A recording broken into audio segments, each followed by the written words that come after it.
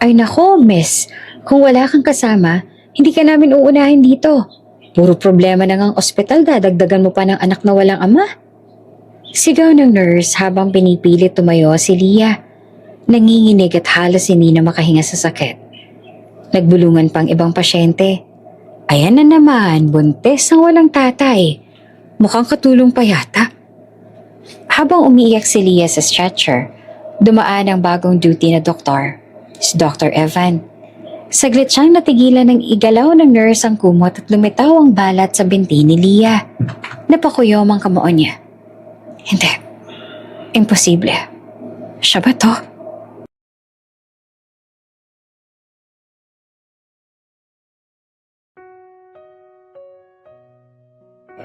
Tahimik ang gabi sa probinsya nang umalis si Leah para sundan ang pangarap na hindi niya sigurado kung tunay bang kanya o kung pangarap lang ng pamilya niyang umaasa sa kanya. 2 buwan pa lang mula nang dumating siya sa Maynila at ngayon ay katulong na siya sa mansyon ng pamilya Alcaraz, pag-aari ng batang CEO na si Evan Alcaraz, kilala bilang henyo sa negosyo at masungit sa personal na buhay. Sa unang tingin pa lang, halata na kaiba ang mundo ng mansyon kumpara sa mundong kinalakhan ni Leah. Makinis ang sahig, mamahalin ng chandelier at pati hangin parang sampagitang amoy. Pero ngayong gabi, amoy alak, tawa at malakas na tugtog. May malaking party kasi sa celebration ng panalo sa multi-million deal ng kumpanya.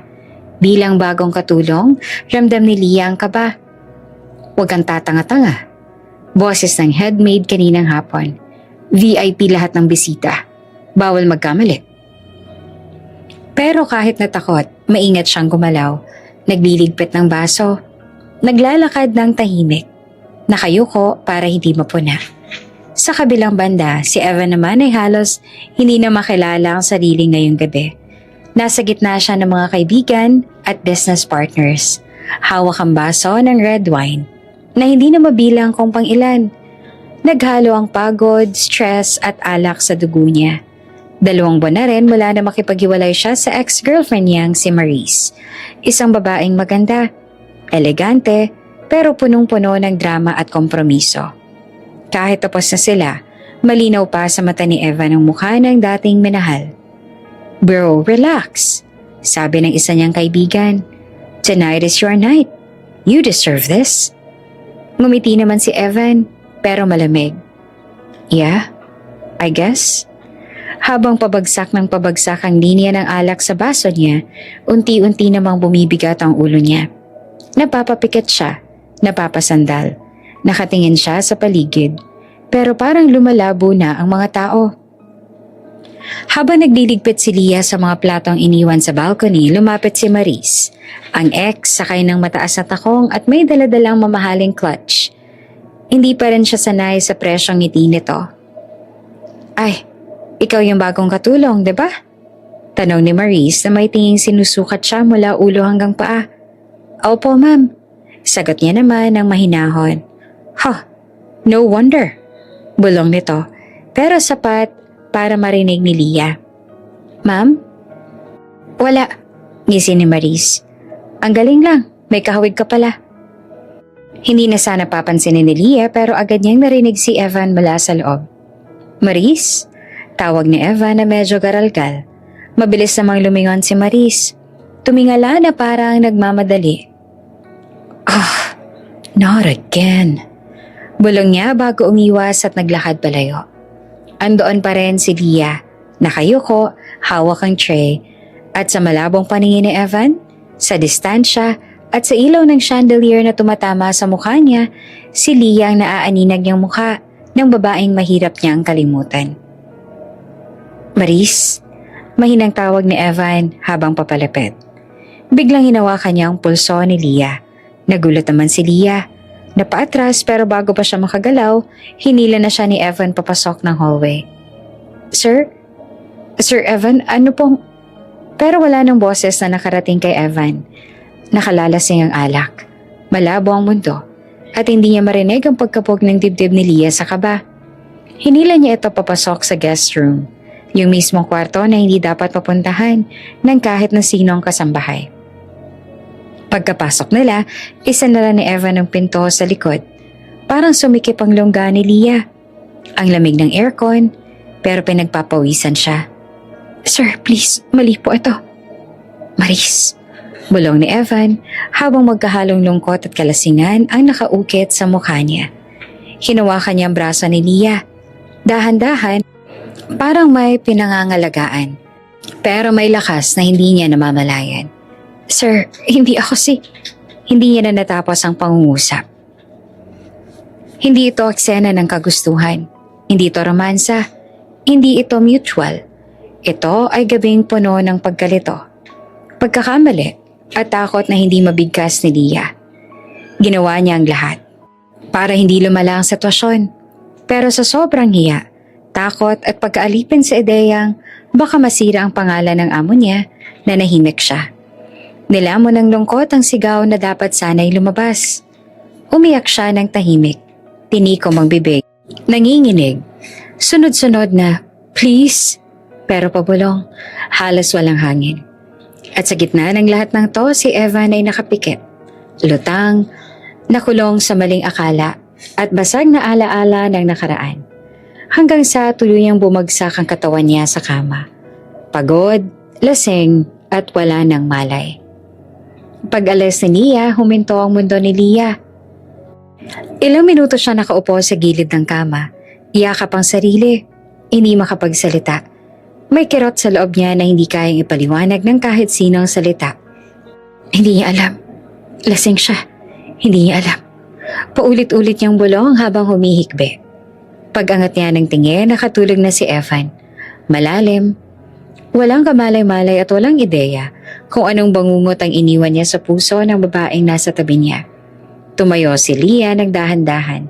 Nilapitan niya ang salamin. Wala siyang make-up, pero ang itsura niya ay parang nabulabog na mundo. Kinuha niya ang kumot sa kama. Ibinalik sa maayos na tiklop at lumingon ulit sa lalaking natutulog. Hindi niya alam kung dapat ba siyang magalit, matakot o umiyak pa. Ang alam lang niya, kailangan niyang umalis sa kwartong iyon bago pa sumikat ang araw. Lumabas siya ng walang tunog. Inayos ang damit, pinunasan ang mukha at naglakad pabalik sa servants' quarters, bitbit ang isang lihim na hindi niya alam paano bubuhatin habang buhay. Sa likod niya nananatiling tahimik ang mansyon. Walang nakakaalam, walang nakakakita.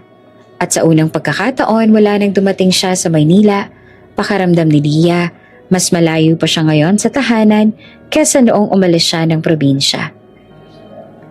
Masakit ang batok, mabigat ang ulo.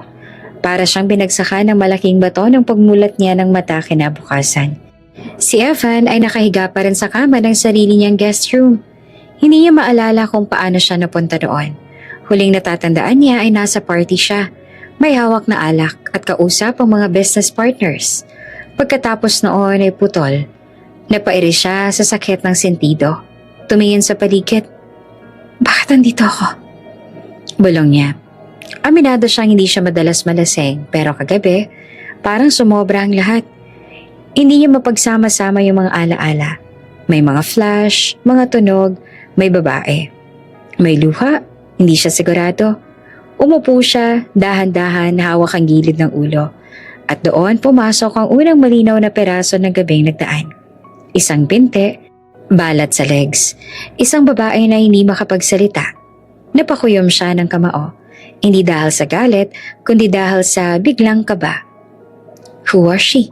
Bulong niya. Hindi niya matandaan ang mukha. Hindi niya matandaan ang boses. Pero yung balat sa legs, yun, ang pinakalumalabas sa utak niya. Mukhang pamilyar, pero hindi niya mahanap sa memorya kung kanino. "Maris?" Tanong niya sa sarili. Pero alam niyang hindi. Kilalang kilala niya ang bawat detalye ng itsura ng ex niya. At siguradong wala itong balat sa kanan na itsura, kagaya ng nasa alaala niya. Then, sino? Napahawak siya sa mukha niya. Parang gustong burahin ang putol-putol na larawan sa utak niya. Hindi siya mapalagay. Ayaw niyang isipin ang masamang posibilidad, pero lalong ayaw niyang mabuhay sa kawalan ng sagot. Habang bumababa siya ng hagdan, ramdam niya ang tensyon sa katawan. Gusto sana niyang tanungin ang mga tao sa bahay kung may nakita ba silang kakaiba kagabi. Pero paano? Anong sasabihin niya?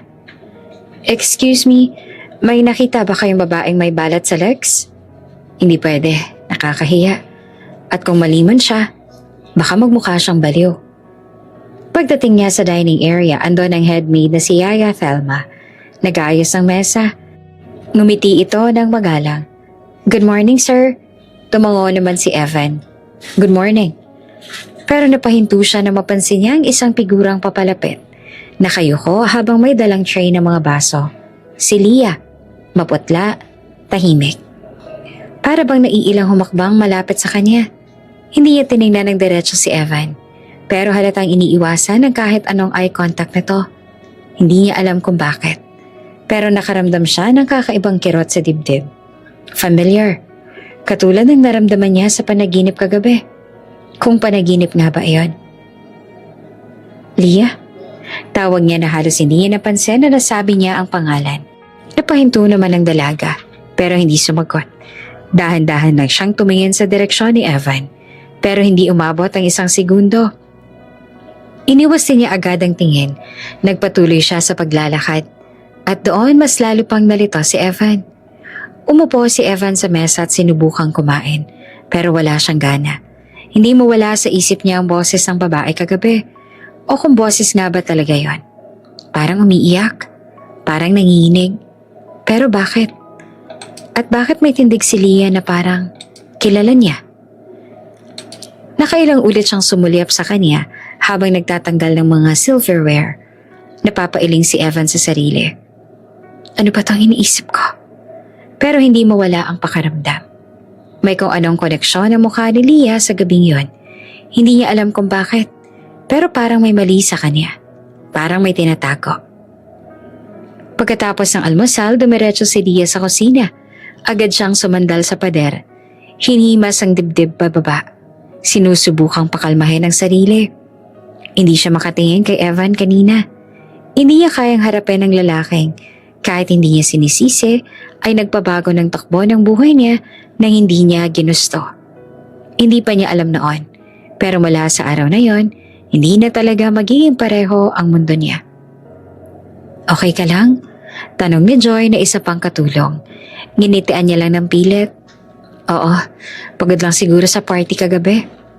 Parang ang putla mo Napayuko si Leah. Okay lang ako. Pero sa likod ng isip niya, paulit-ulit ang tanong. Naaalala kaya niya? Alam kaya niya? Kilala niya kaya ako kagabi? Samantala, nasa opisina naman si Evan, sa library ng mansyon. Nagbubukas ng laptop pero hindi makapag-focus. Lahat ng iniisip niya pabalik-balik na imahe. Isang babae, tears, silence, at yung balat sa legs. Bumuntong hininga siya ng malalim. Hindi ako sigurado, pero may nangyari kagabi. I know it. Pero kanino? Hindi niya kayang direktang tanungin si Leah. Paano kung mali?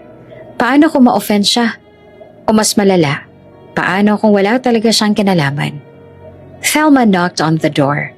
Sir, ready na po yan sa schedule ninyo? Tumango si Evan. Yes, thank you. Pero bago pa tuluyang makaalis ang yaya, tinanong niya. Thelma, may napansin ka bang unusual kagabi? Napakunot noo ang babae. Unusual, sir? Like, ano po? Pinili niyang umiti ng casual.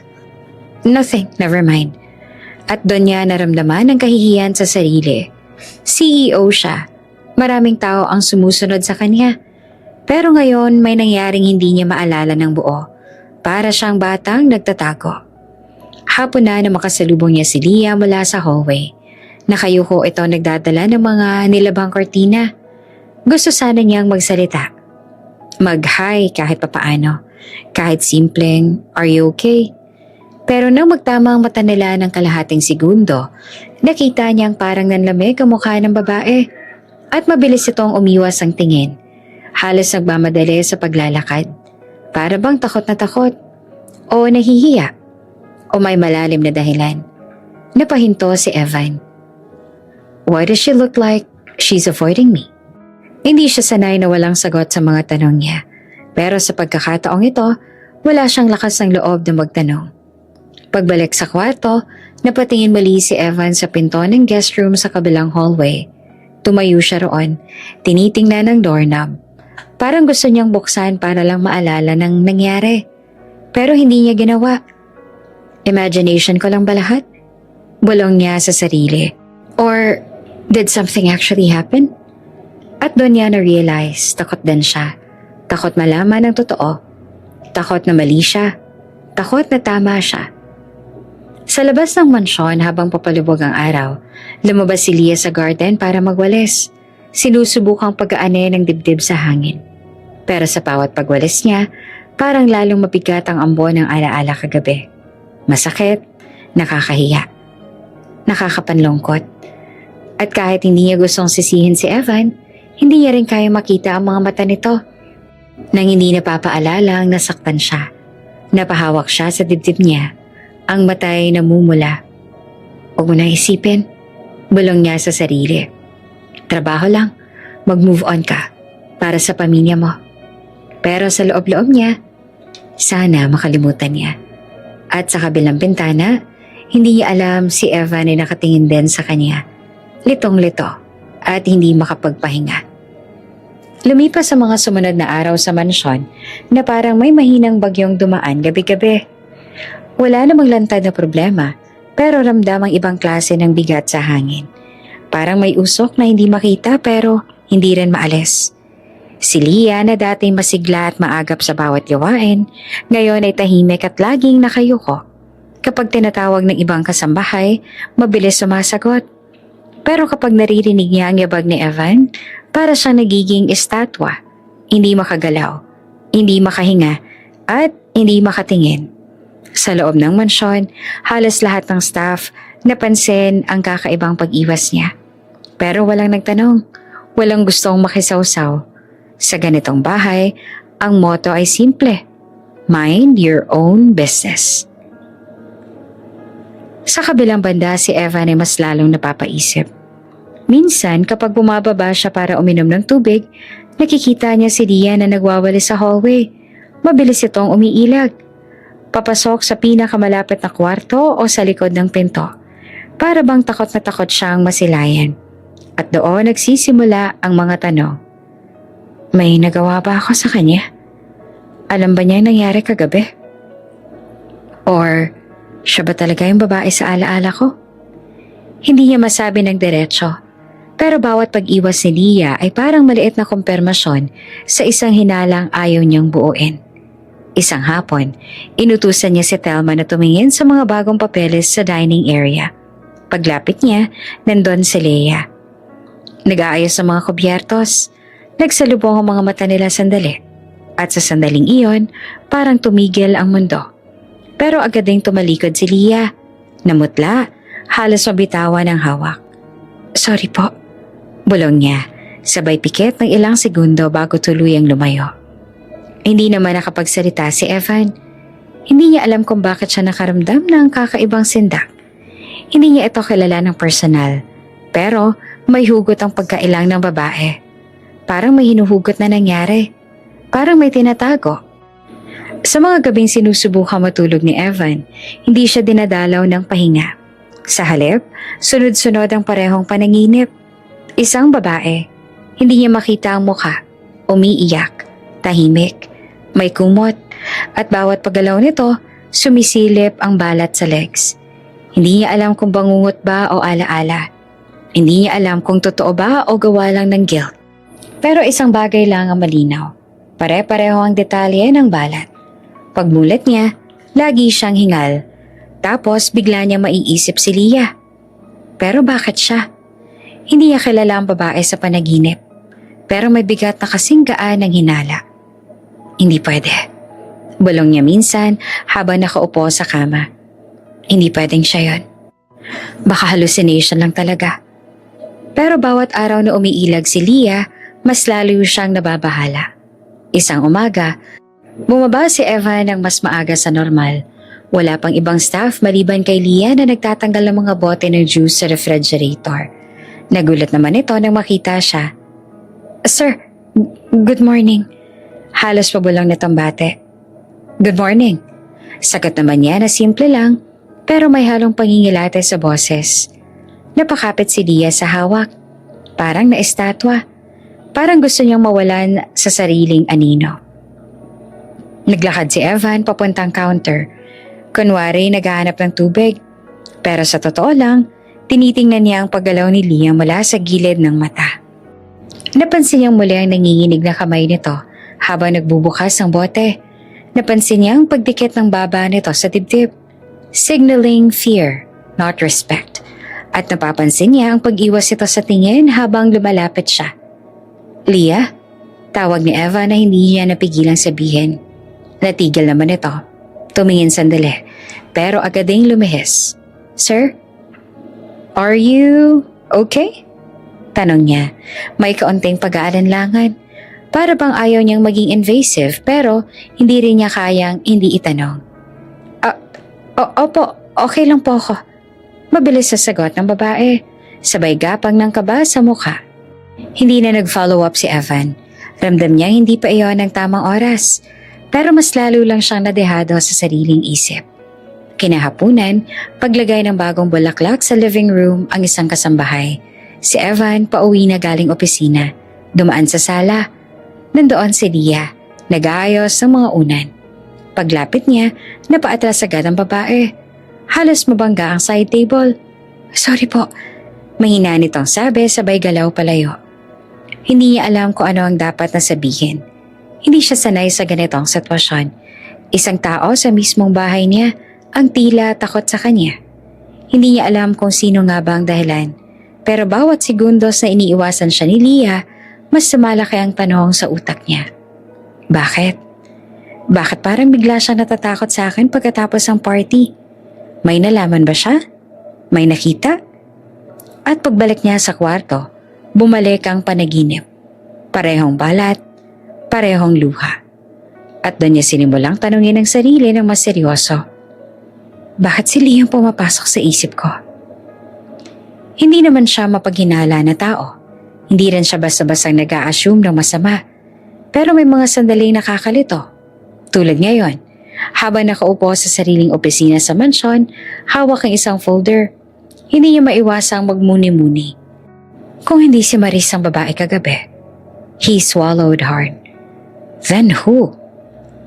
Hindi niya masabi kahit sa sarili niyang isip ang kanyang hinala. Parang masyado itong imposible. Parang masyado itong nakakahiya. At kung totoo man, ano ang dapat niyang gawin? Naglakad siya papuntang bintana. Pinagmasdan ng garden kung saan nandoon si Leah. Nagdidilig, nakayuko, tahimik. At kahit malayo siya, ramdam niyang iwas na iwas ito. Hindi takot sa trabaho, hindi takot sa pagkakamali. Ibang uri ng takot. At hindi niya alam kung paano ang haharapin. Samantala si Leah naman ay halos hindi na makatulog sa kaba. Sa tuwing nakikita niya si Eva, napapabilis ang tibok ng puso niya. Hindi dahil sa admiration, kundi dahil sa trauma na ayaw niya nang balikan. Sa bawat pag-iwas niya, mas lalo niyang nararamdaman ang matinding bigat ng lihim na dala niya. Ayaw niyang mapahiya si Evan. Ayaw niyang masira ang pangalan niya. Ayaw niyang mawala ang trabaho. Ayaw niyang malaman ng kahit sino ang nangyari. Kaya mas pinili niyang umiwas, tumingin sa sahig, tumahimik. At sana, hindi niya maalala. Pero natatakot siya dahil pakiramdam niya, nagsisimula na. Pagkatapos ng hapunan, nakasalubong ulit ni Evan si Leah sa hallway. Si Leah, dala ang mga labahin, agad na umiwas sa gilid. Ngunit hindi niya maiwasang tumingin pabalik. At doon sa ilang segundo lang, nagkatinginan silang dalawa. Walang salita, walang tanong, pero may bigat. Parang parehong may hinuhulaan pero parehong ayaw marinig ang sagot. Hindi mapakali si Evan sa mga araw na lumipas. Kahit abala siya sa trabaho, board meetings, revisions ng bagong expansion plan, investors calls, nakaipit sa utak niya ang lumulutang na larawan ng babae sa gabi ng party. Hindi mawala ang tanong, sino siya? At bakit tila kabadong-kabado si Leah tuwing nandyan siya? Para aliwan ang sarili o baka para lang makalimot. Pumayag si Evan sa imbitasyon ng business partner niya para umattend ng isa pang gathering. Isang cocktail party. Classy, tahimik, walang masyadong lasingan. Malayo sa magulong party sa mansyon niya. Siyempre, andoon ang ex niyang si Maurice. Nakasalampak si Maurice sa sofa. Elegant at flawless. Parang walang bahid ng kahit anong imperfection. Naglumapit si Evan ay ngumiti ito. Oh, hi, Evan. Finally, you decided to show up. May halong biro pero may kislap ng pag-asam sa mata. Yeah, just needed fresh air. Sagot niya pero half-meant. Habang nag-uusap sila, hindi niya maiwasang mapatingin sa legs si Maurice. Nakaslit ang navy blue silk dress niya, kaya litaw ang makinis itong binte. Walang kahit anong marka, walang kahit maliit na balat. Eksaktong kabaliktaran ng alaala niya. At doon siya mas lalong narito. Bumigat ang balikat niya. Kung hindi si Maurice, sino ang babaeng kasama niya nung gabing yun? Bakit may memory siya ng umiiyak na babae kung wala naman siyang maalalang mukha? Hindi niya alam kung napansin ni Maurice pero nagtanong ito. Are you okay? Parang lutang ka. Hindi. I mean yes, I'm fine. Sagot niya na halata namang hindi. Pero hindi siya fine. Hindi talaga. Pagbalik sa mansyon, pag-uwi niya, tahimik ang bahay. 12:00 na ng gabi. Halos tulog na ang buong staff. Naglakad siya papunta sa kwarto pero huminto sa tapat ng guest room. Yung mismong kwarto kung saan nagbago ang lahat. Hindi niya binuksan, tinitigan lang niya ang pinto. Parang naghahanap ng sagot sa kahoy. Mga ilang segundo siya nakastare. Tumunog ang relo niya, nag-vibrate, pero hindi niya pinansin. Hindi niya alam kung bakit, pero sa tuwing dumadaan siya rito, may mabigat na pakiramdam sa dibdib niya. Parang may dapat siyang malaman, pero hindi niya kayang harapin. Kinabukasan habang papasok si Evan sa hallway, nakita niya si Leah na nag-aayos ng bulaklak sa paso. Malapit sa guest room, nakatayo siya sa gilid, halos hindi gumagalaw. At napapansin niyang may lungkot sa mga mata nito. Parang sasabog na pero pinipigilan. Pagdaan ni Evan, nagulat naman si Leah. Mabilis niyang ibinaba ang tingin. Good morning po. Mahina niyang bate. Morning, sagot naman niya. Pero hindi umalis si Evan. Tumingin siya sa pintong malapit sa kanila. Sinanda ng mata ni Leah ang direksyong tinitignan niya. At sa isang iglap, nakita niya kung paano nanlaki ang mga mata ni Leah. Parang may biglang sumampal sa alaala nito. Namutla ang dalaga. Agad siyang umiwas. Halos matakbo papunta sa kusina. Nanatili namang nakatayo si Evan. Nakatingin sa direksyong pinuntahan niya. Bakit siya umiiyak? Bakit parang tinatamaan siya kapag lumalapit ako sa kwarto na to? Bumalik sa opisina si Evan, pero hindi pa rin mapakali. Naupo siya sa swivel chair, pinikit ang mata. At muli, naroon ang memorya. Isang babae, nanginginig. Tahimik pero umiiyak. Hinahawakan ng kumot. At nang makilala niya, ang balat sa legs. Pero kahit anong pilit niyang gawing malinaw ang mukha, hindi niya makita. Parang purposely na blur ng utak niya. Napadilat si Evan at hingal. Nangyari pa talaga yon? Or hallucination lang dahil sa lasing ako? Pero ang problema, hindi siya ganong kalasing para hindi maramdaman ang emosyon sa memoryang yon. May bigat, may guilt, may lungkot. Hindi ganon ang pakiramdam kapag hallucination lang. Kinagabihan, naglakas loob si Evan sa wakas. Lumapit siya kay Yaya Thelma habang nag-aayos ito ng mga bagong labang table napkins. Thelma? Tawag niya na may pag-aalanlangan. Yes sir, ngumiti ito. May napansin ka ba ng party? I mean, may umakyat ba sa guest room? May staff ba na nagligpit doon? Nagdikit ang kilay ni Thelma. Halatang nagulat sa tanong. Guest room ba sir? Hindi ko po alam eh, busy po kasi kami nung gabi yon. Baka may nag-ayos po, hindi ko na natutukan. May nakita ka bang babae na umakyat? Staff or guest? Umiling ito, may halong ka ba? Sir, hindi po namin kine-question ng galaw sa mansyon pag may party, unless po may sinabi kayo. Ibig sabihin, kahit may nakita sila, hindi nila papansinin dahil ayaw nilang makisawsaw. Tumango si Evan, disappointed. Lumapit pa siya sa dalawa pang kasambahay, parehong sagot. Hindi po namin alam, sir. Pero naramdaman ni Evan na may hindi sinasabi ang mga tao. Hindi kasinungalingan, pero takot makialam. Sa kabilang dulo ng mansyon, si Leah ay nagtatanggal ng kortina sa may sala. Habang tinatali niya ang tela, bigla niyang narinig ang boses ni Evan mula sa ibang kwarto. Napatigil siya, napakapit sa kortina, napapikit. Bakit ba ganon? Sa ting mararamdaman niya ang presensya ng lalaki, parang pinipiga ang puso niya. Hindi dahil sa pagtingin, kundi dahil sa trauma at takot na baka maalala nito ang gabing hindi niya kayang tingnan ng diretsyo. May ilang sandali pa na napansin niya si Evan na pasimpleng nakatingin sa kanya. Hindi masama ang tingin, hindi galit, pero parang nagtataka. At iyon mismo ang kinakatakot niya. Please, huwag mo nang alalahanin. Huwag mo nang hanapin. Sana hindi mo maalala. Ito ang paulit-ulit niyang dasal. Bandang gabi bumalik si Evan sa guest room. Hindi niya binuksan, tinitigan lang niya ang doorknob. Gusto niyang hatakan ng sarili papasok. Pero hindi niya kaya. Hindi pa siya handa. Hindi niya alam kung anong sagot ang makikita niya. Bigla siyang napahawak sa sentido niya. Ang flashback ay bumalik ng mabilis. Umiiyak na babae, mahinang paghinga, at ang balat sa legs. Hindi niya mapigilan ang tanong. Kung hindi si Maurice, sino ang babaeng yon? At hindi niya maiwasang sagutin ang sarili kahit ayaw niya. Leah? Pero bago niya tuluyang isipin ang posibilidad, mabilis siyang tinabig ang ideya. Imposible. Bulong niya. Hindi siya. Pero habang mas pinipilit niyang itanggi, mas lumalakas ang kutob na hindi siya makatakas sa totoo. Sa maliit na kwarto, sa pinakalaylayan ng mansyon, isang kwadradong espasyo na may lumang electric fan, manipis na kutsyon at isang maliit na side table, doon inuubos ni Dia ang lakas niya gabi-gabi.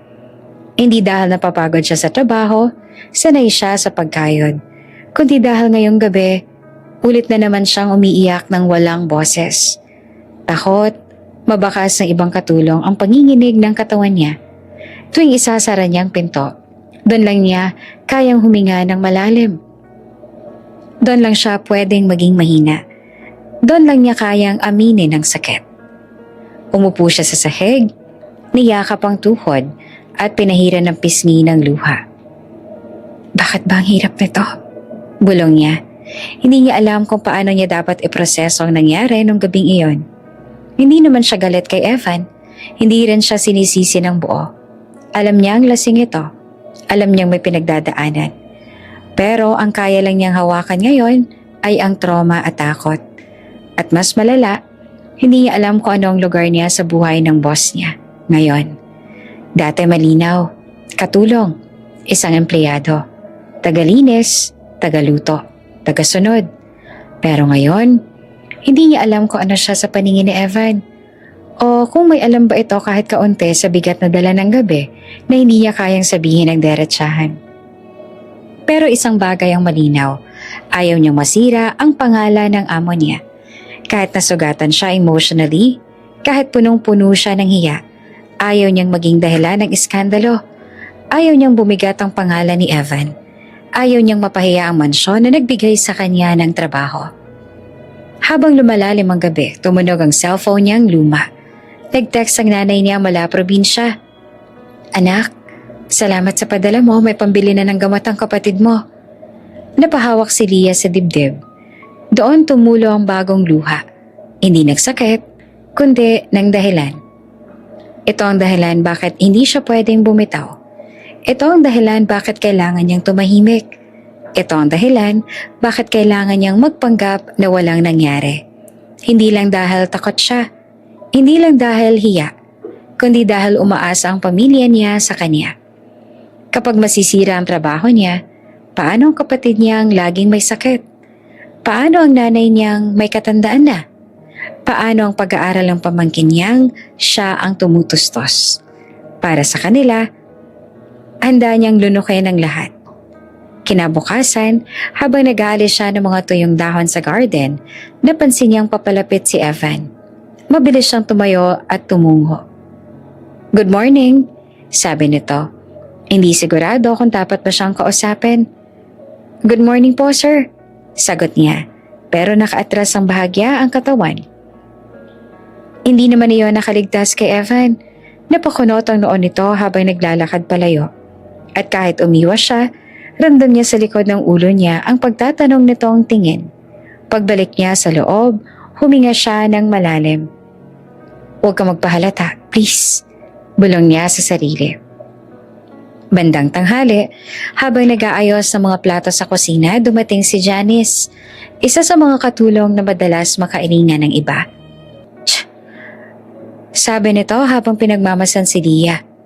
"Ang daming putok ng eye bags mo. Ano ba? May problema ka? Pumapangit ka na kasi." Hindi sumagot si Leah. Nilingon lang niya ito at nagpatuloy sa ginagawa.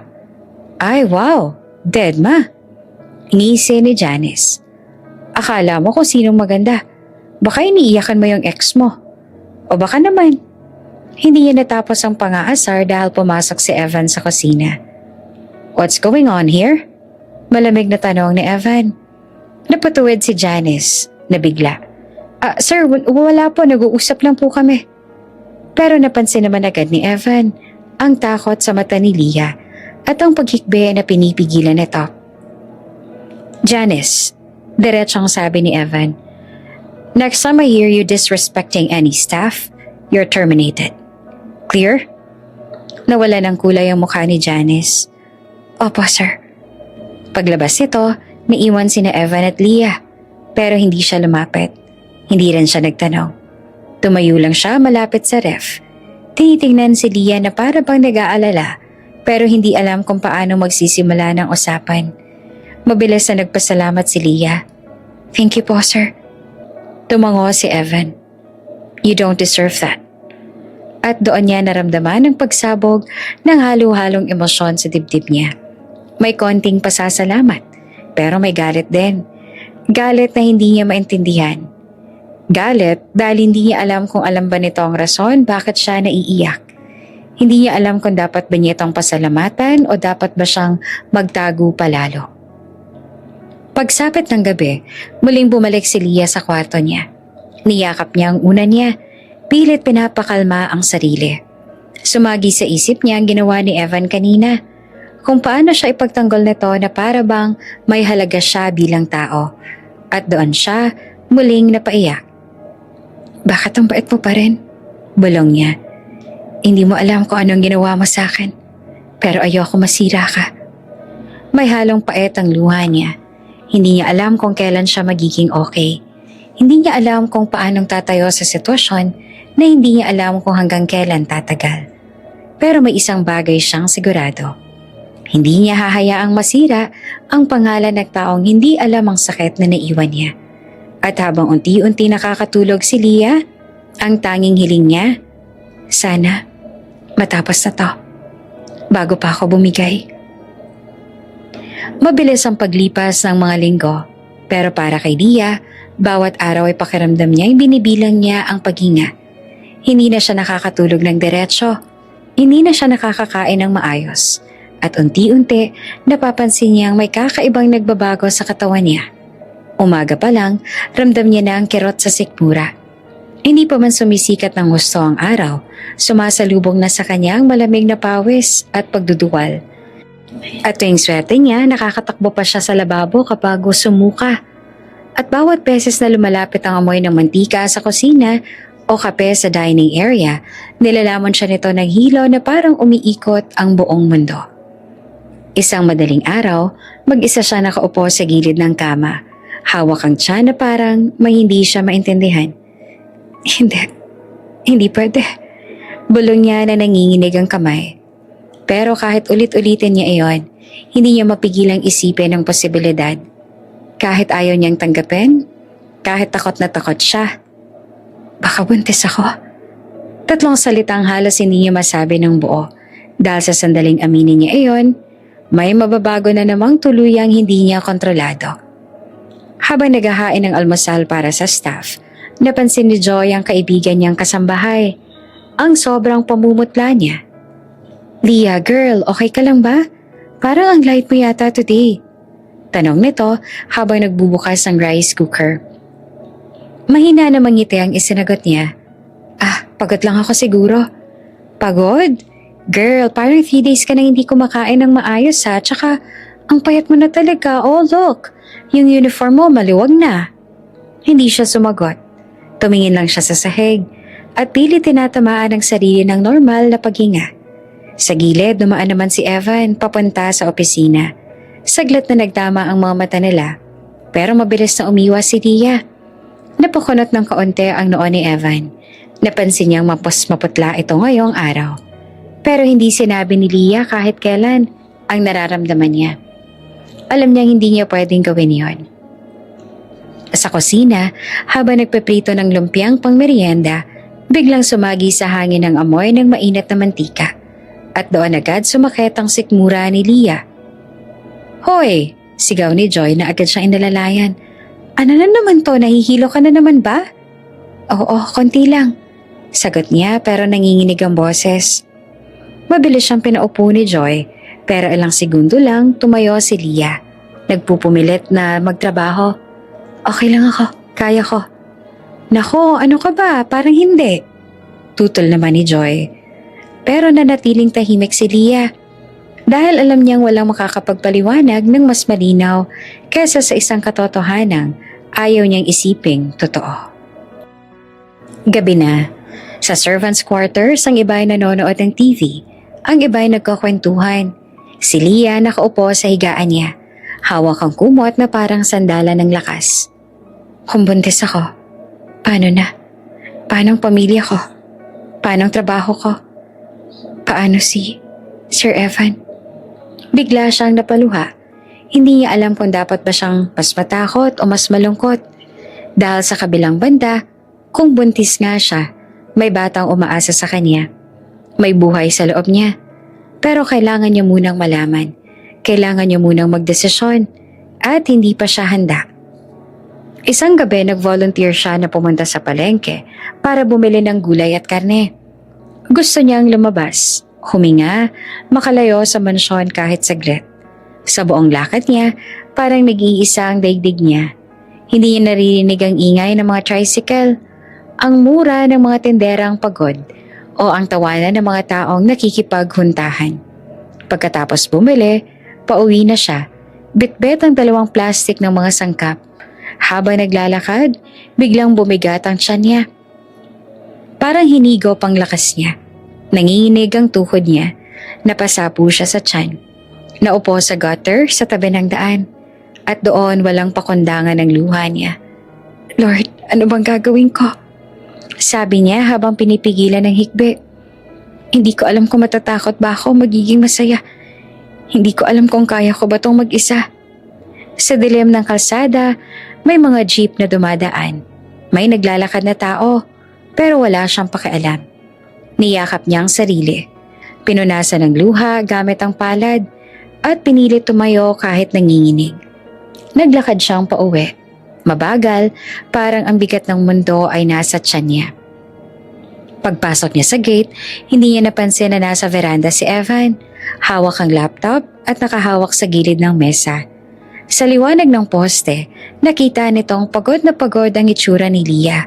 Pawisan, maga ang mata, at nanginginig ang kamay sa bigat ng mga plastic bag. Pinigilan ni Evan ang sarili na magtanong. Pinigilan niya dahil alam niyang iiwas lang si Leah. Pero hindi niya naiwasang sumulyap sa tiyan nito. Hindi halata, pero parang mas pansin niya ngayon. Napatingin si Leah sa kanya. Saglit lang, pero sapat para makita ni Evan ang kakaibang takot sa mga mata nito. "Good evening po, sir." Mahinang bati niya. Hindi naman agad nakasagot si Evan. Pero nang magsalita siya, mahina at puno ng pag-aalinlangan. "Good evening, Leah. Mag-ingat ka sa pag-uwi, madilim sa labas." Tumango lamang si Leah, sabay talikod. Pero bago siya pumasok sa pinto papunta sa quarters, huminto siya. Hinawakan ng tiyan niyang hindi namamalayan at napapikit sandali. Sa di kalayuan nakita naman iyon ni Evan. At doon nagsimulang kumabog ang dibdib niyang mas mabilis kesa dati. Pagsara niya ng pinto ng kwarto, doon na bumuhos muli ang luha niya. Para siyang lumulubog. Baka buntis nga ako. Sa wakas, hindi niya na kayang tanggihan ng posibilidad. At sa kabila ng takot, may isang munting damdamin na lumusot. Isang kakaibang init. Isang spark ng pag-asa. Pero agad din siyang napaupo, umiiyak. Pero paano ko kakayanin to na mag-isa?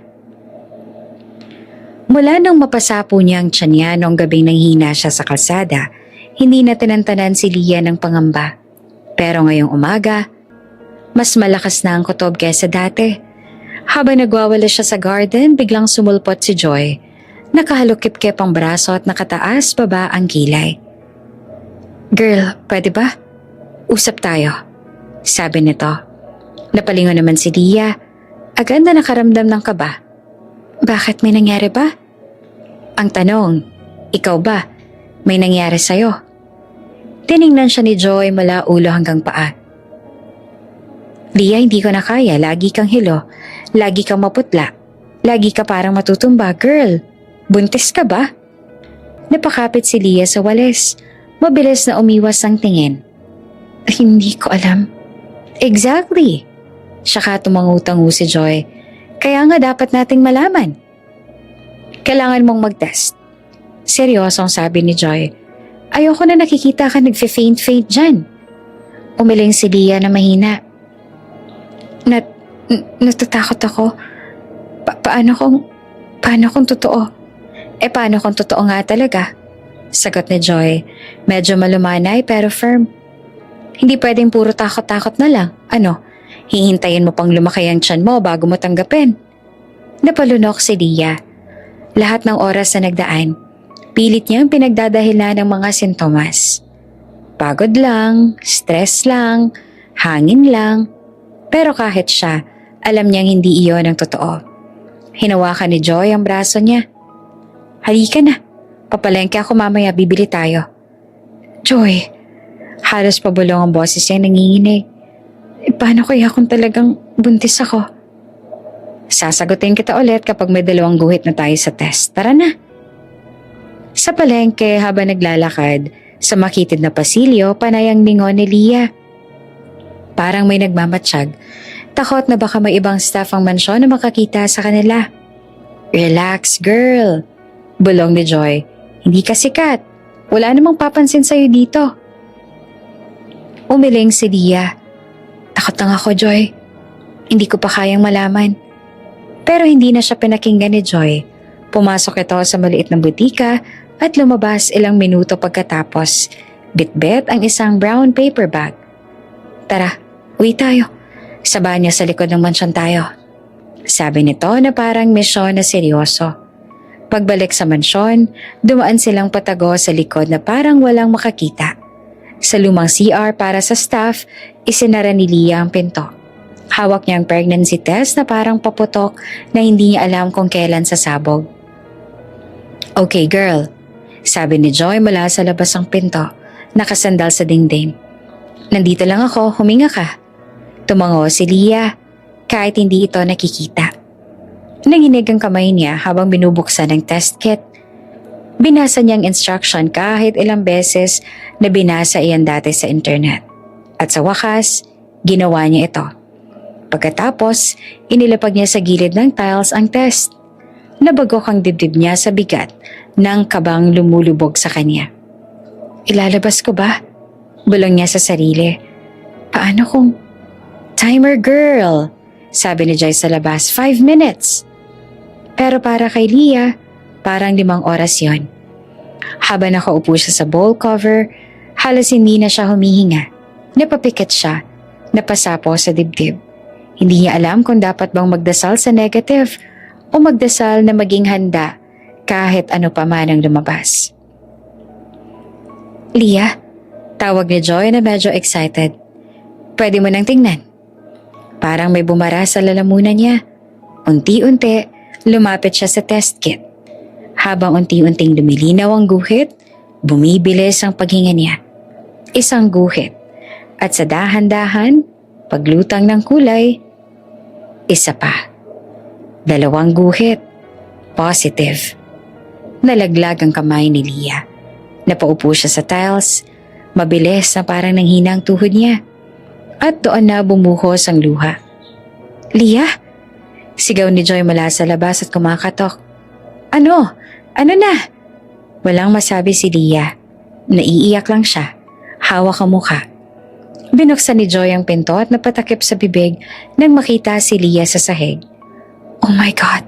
Positive? Tanong nito. Tumango naman si Leah. Hindi makatingin. Humihikbi. Joy, hindi ko alam ang gagawin ko. Agad siyang niyakap ni Joy. Hey, tahan na. Kakayanin mo to, hindi ka nag-iisa. Pero hindi yon ang iniisip ni Leah. Ang nasa isip niya, anong magiging kinabukasan ng batang ito? Paano ko siya bubuhayin? Paano ko haharapin si Sir Evan? Sasabihin ko ba sa kanya? Paano kung sisihin niya ako? Paano kung hindi niya ako paniwalaan? Sunod-sunod at parang buhawi ang mga tanong. Para siyang nalulunod. Pagkalipas ng ilang minuto, humina ang luha ni Leah. Hinawakan niya ang tiyan niya ng dahan-dahan. Parang unang beses siyang naramdaman ang presensya ng batang hindi pa niya kilala. Joy, mahina niyang sabi. Hindi ko siya hihinga ng kahit ano. Ha? Anong ibig mo sabihin? Gulat ni Joy. I mean, hindi ko siya hihinga ng pera, ng tulong, ng kahit ano. Hindi niya alam ang nangyari. Ayoko masira ang buhay niya. Ayokong gamitin ang bata. Leah, hindi naman ganon. Pero tumingin si Leah sa kanya. May luha pero matatag. Pero hindi ko rin kaya mawala ang bata. Tumigil si Joy. Nabigla sa bigat ng boses ni Leah. Hindi yan galit. Hindi rin yan hinaing. Iyon ay deklarasyon. Buhay ito. Dagdag pa ni Leah. Hawak ang tiyan niya. Kahit wala akong karangalan, kahit wala akong pera, kaya ko to. Kakayanin ko to. At sa wakas, sa unang pagkakataon mula ng gabing yon, may munting tibok ng lakas sa sumibol sa loob niya.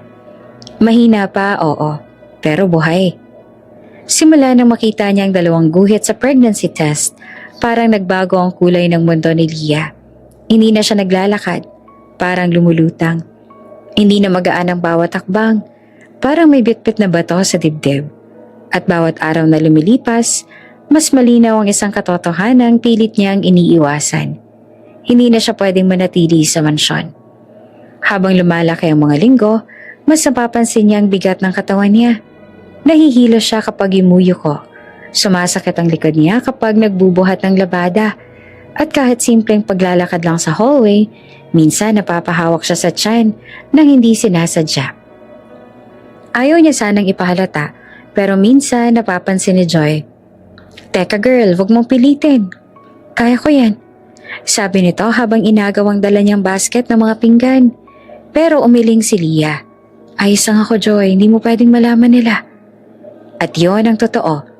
Hindi siya pwedeng magdulot ng kahit anong pagdududa. Ayaw niya magtaka ang mga tao.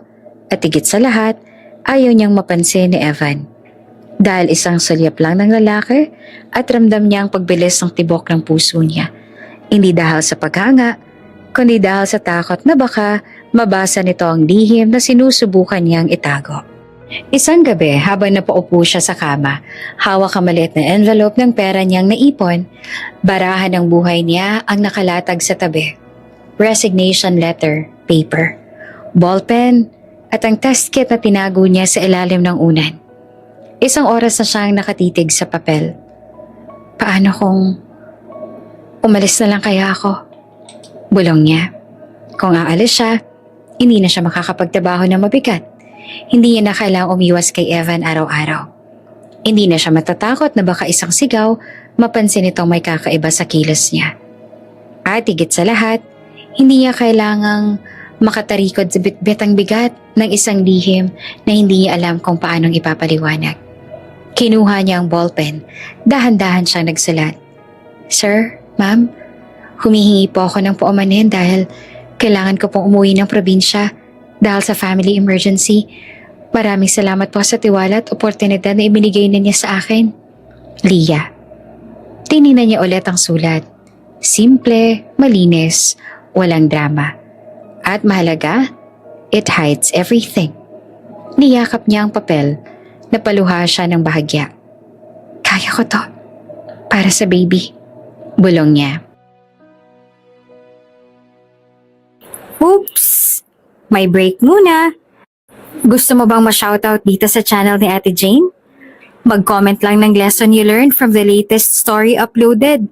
Dahil pipili kami ng isang best comment of the day para i-shoutout sa susunod na upload. Kaya huwag kalimutang mag-iwan ng lesson you learned after you watch this video. Maraming salamat! Shoutout nga pala kina Vivina Fahikulay from Romblon, Gloria Vino from Saipan, USA, at Riza Abelia from Hong Kong. Sa ating mga taga-subaybay, paki-comment naman po sa baba kung taga-saan kayo para alam ko kung hanggang saan umaabot ang mga kwento ni Ate Jane at para ma-shoutout ko kayo sa mga susunod pa nating mga kwento. Maraming salamat sa pakikinig.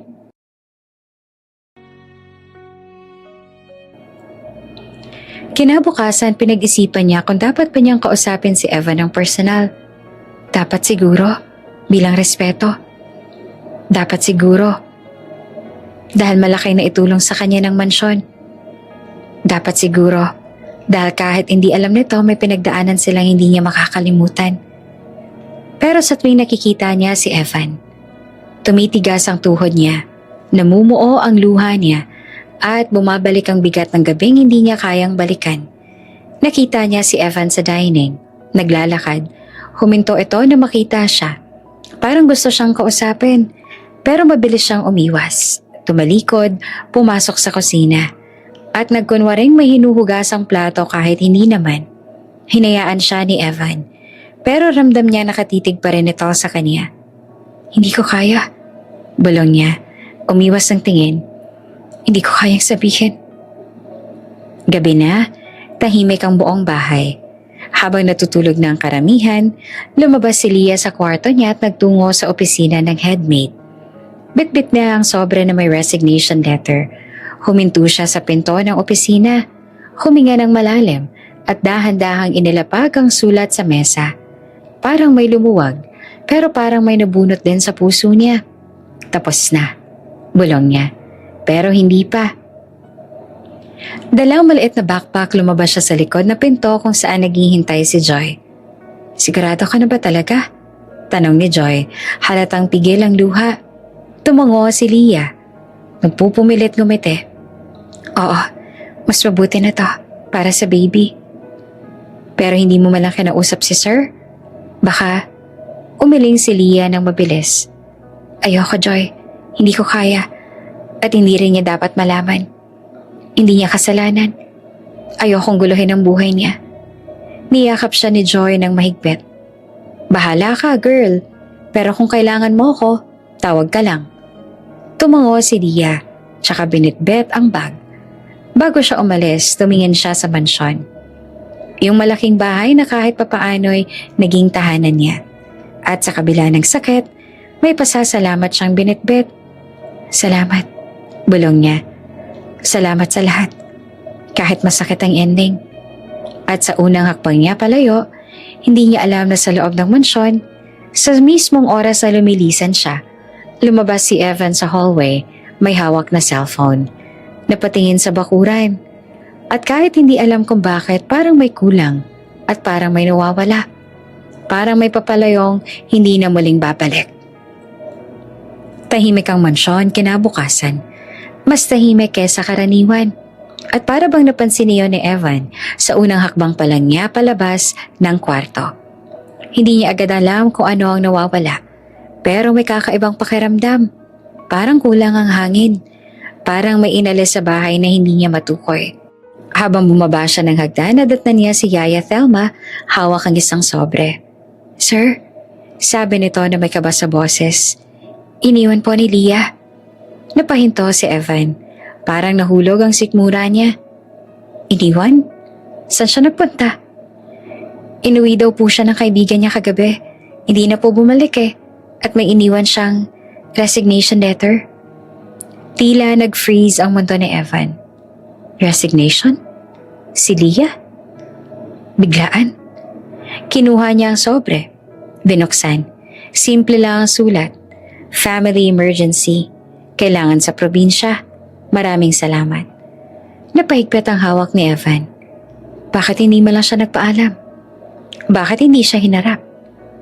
At bakit parang may bigat ang dibdib niya ngayon na hindi niya maipaliwanag? Hindi niya alam kung bakit, pero naglakad siya papunta sa quarters ng mga kasambahay. May nahahatak sa kanya, curiosity, pag-aalala, at isang kaba na hindi niya matingnan ng deretsahan. Pagpasok niya, naamoy niya ang lumang sabon, ang kahoy na sahig, ang mahihinang bakas ng cologne ng staff.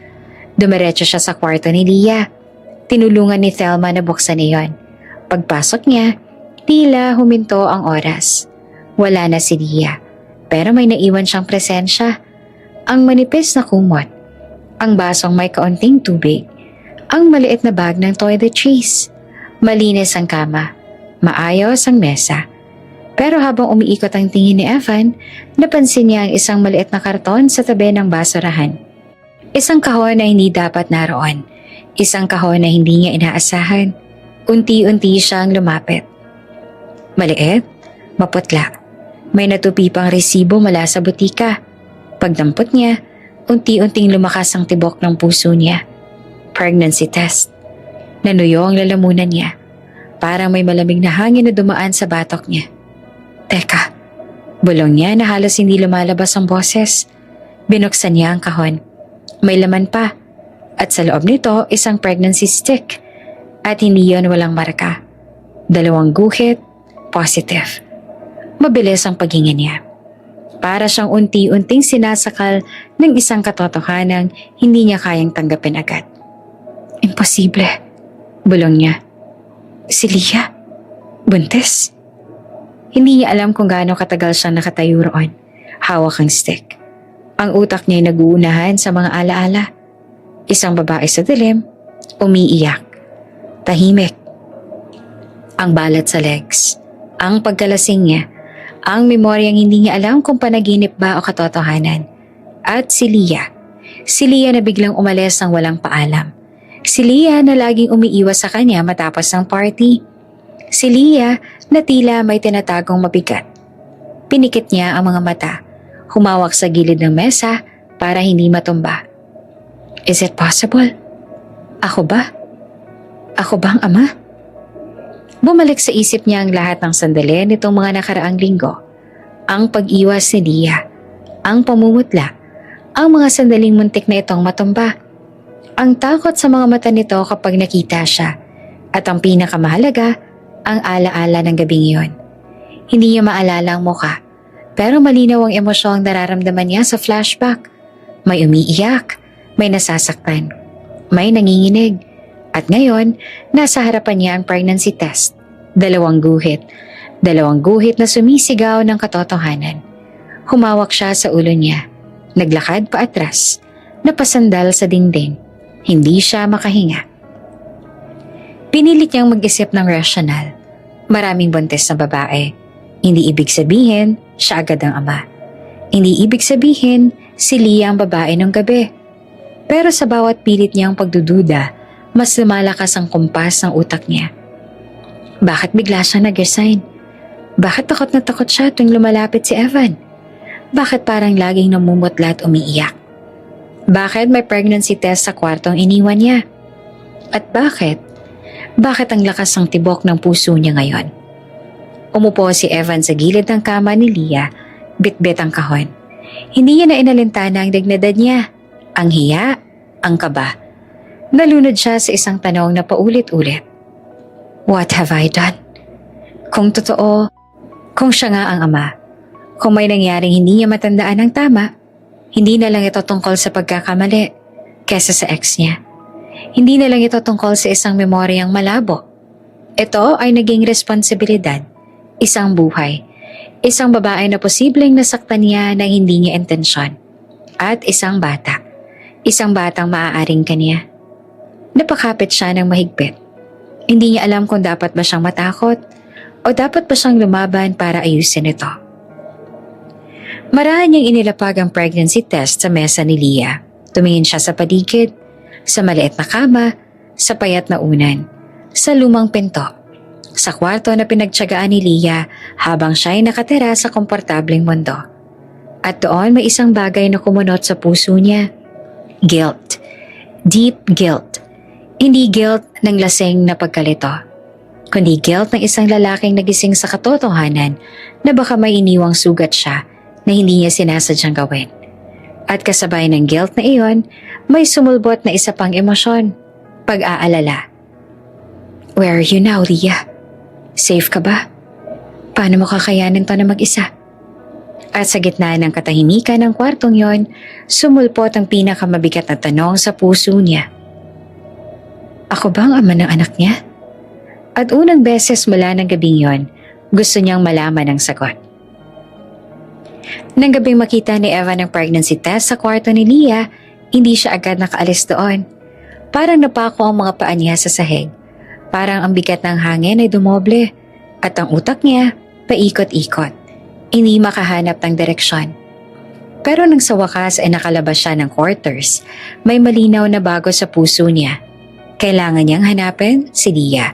Hindi para sa drama, hindi para sa konsensya, kundi dahil may posibleng buhay na nag-uumpisa at hindi niya kayang baliwalain. Kinabukasan, maaga siyang nagpunta sa study niya sa mansyon. Tinawag niya ang driver niyang si Ramon. Sir? Tanong nito habang nakatayo sa pinto. Ramon, kailangan kong hanapin si Leah. Pero wala dapat makakaalam nito. Naiintindihan mo? Nagulat ang driver. Si Ma'am Leah, sir, yung umalis po. Tumango si Evan. Mabilis pero mabigat. Oo, confidential. Ako lang at ikaw ang dapat nakakaalam.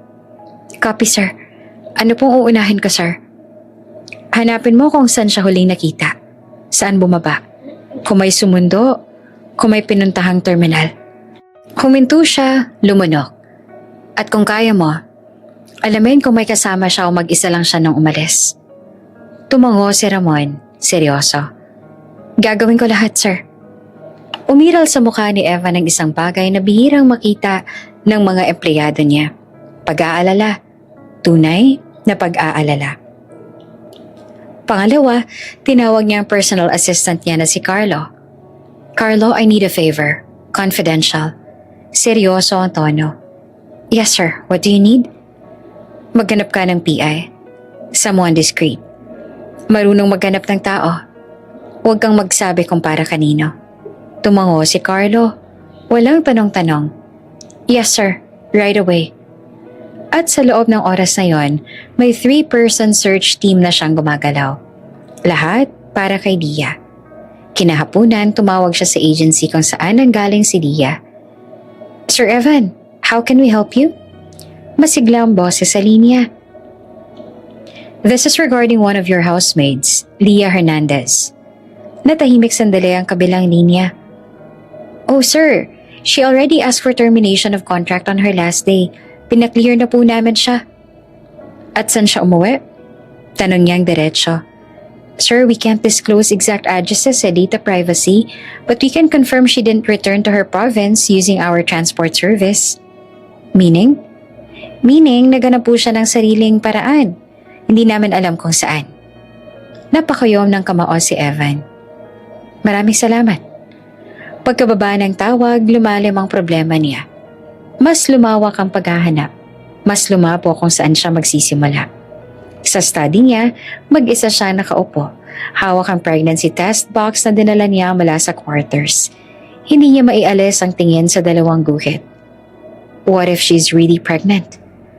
What if I'm the father? What if she left because of me? Bawat tanong ay parang suntok sa sikmura niya. Bakit nasaktan ka siya? Bulong niya sa sarili, nakapikit, napahawak sa noo. Baka iniwan ka siyang puntes, nang mag-isa. At iyon ang hindi niya kayang tanggapin. Hindi siya perpekto. Hindi siya binata na walang kasalanan. Pero hindi siya ganoong tao. Hindi siya lalaking iiwan ng sariling anak at nanay nito. Hindi niya matanggap na sa ilalim ng ilong niya, sa loob mismo ng bahay niya, may babaeng napunta sa hirap dahil sa kanya, habang siya ay nananatiling komportable. Hindi siya komportableng tao ngayon. Hindi na. Kinagabihan nag-report si Ramon. Sir, natanong ko po yung guard sa gate. May sumundo raw po kay Leah.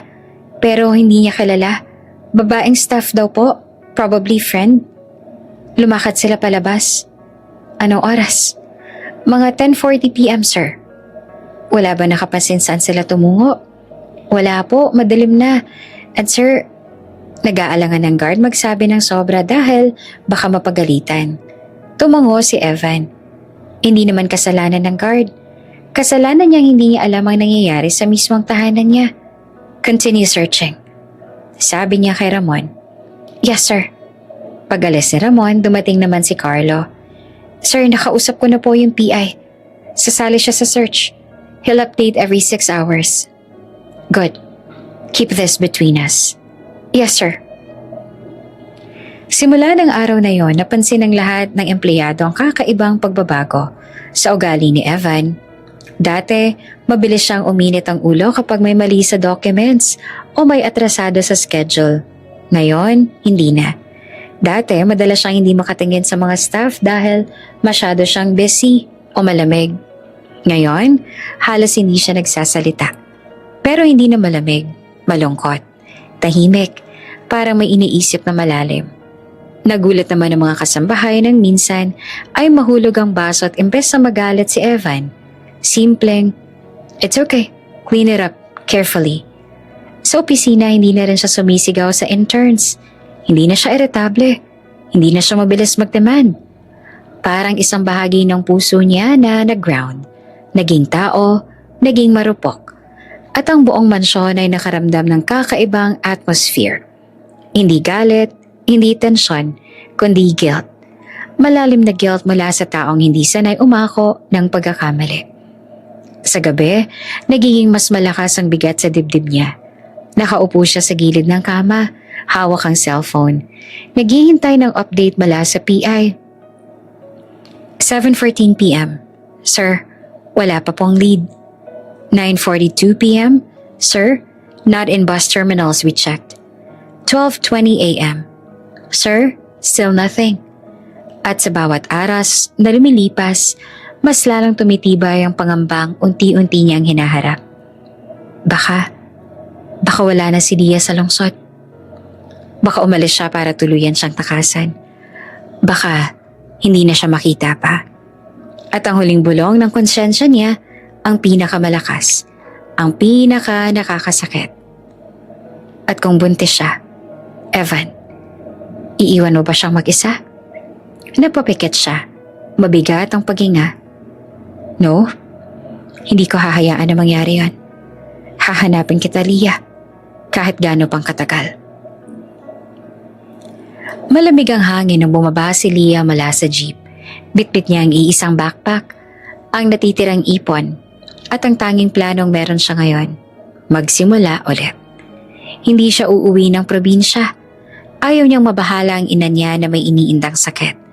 Ayaw niyang madagdagan ang problema ng pamilya. Kaya nagpasya siyang maghanap muna ng maliit na kwarto sa lungsod.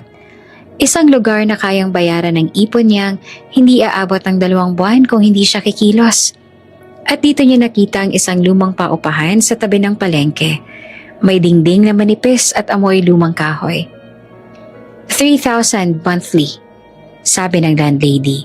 Sabay turo sa maliit na silid na halos kasya lang ang kama at electric fan.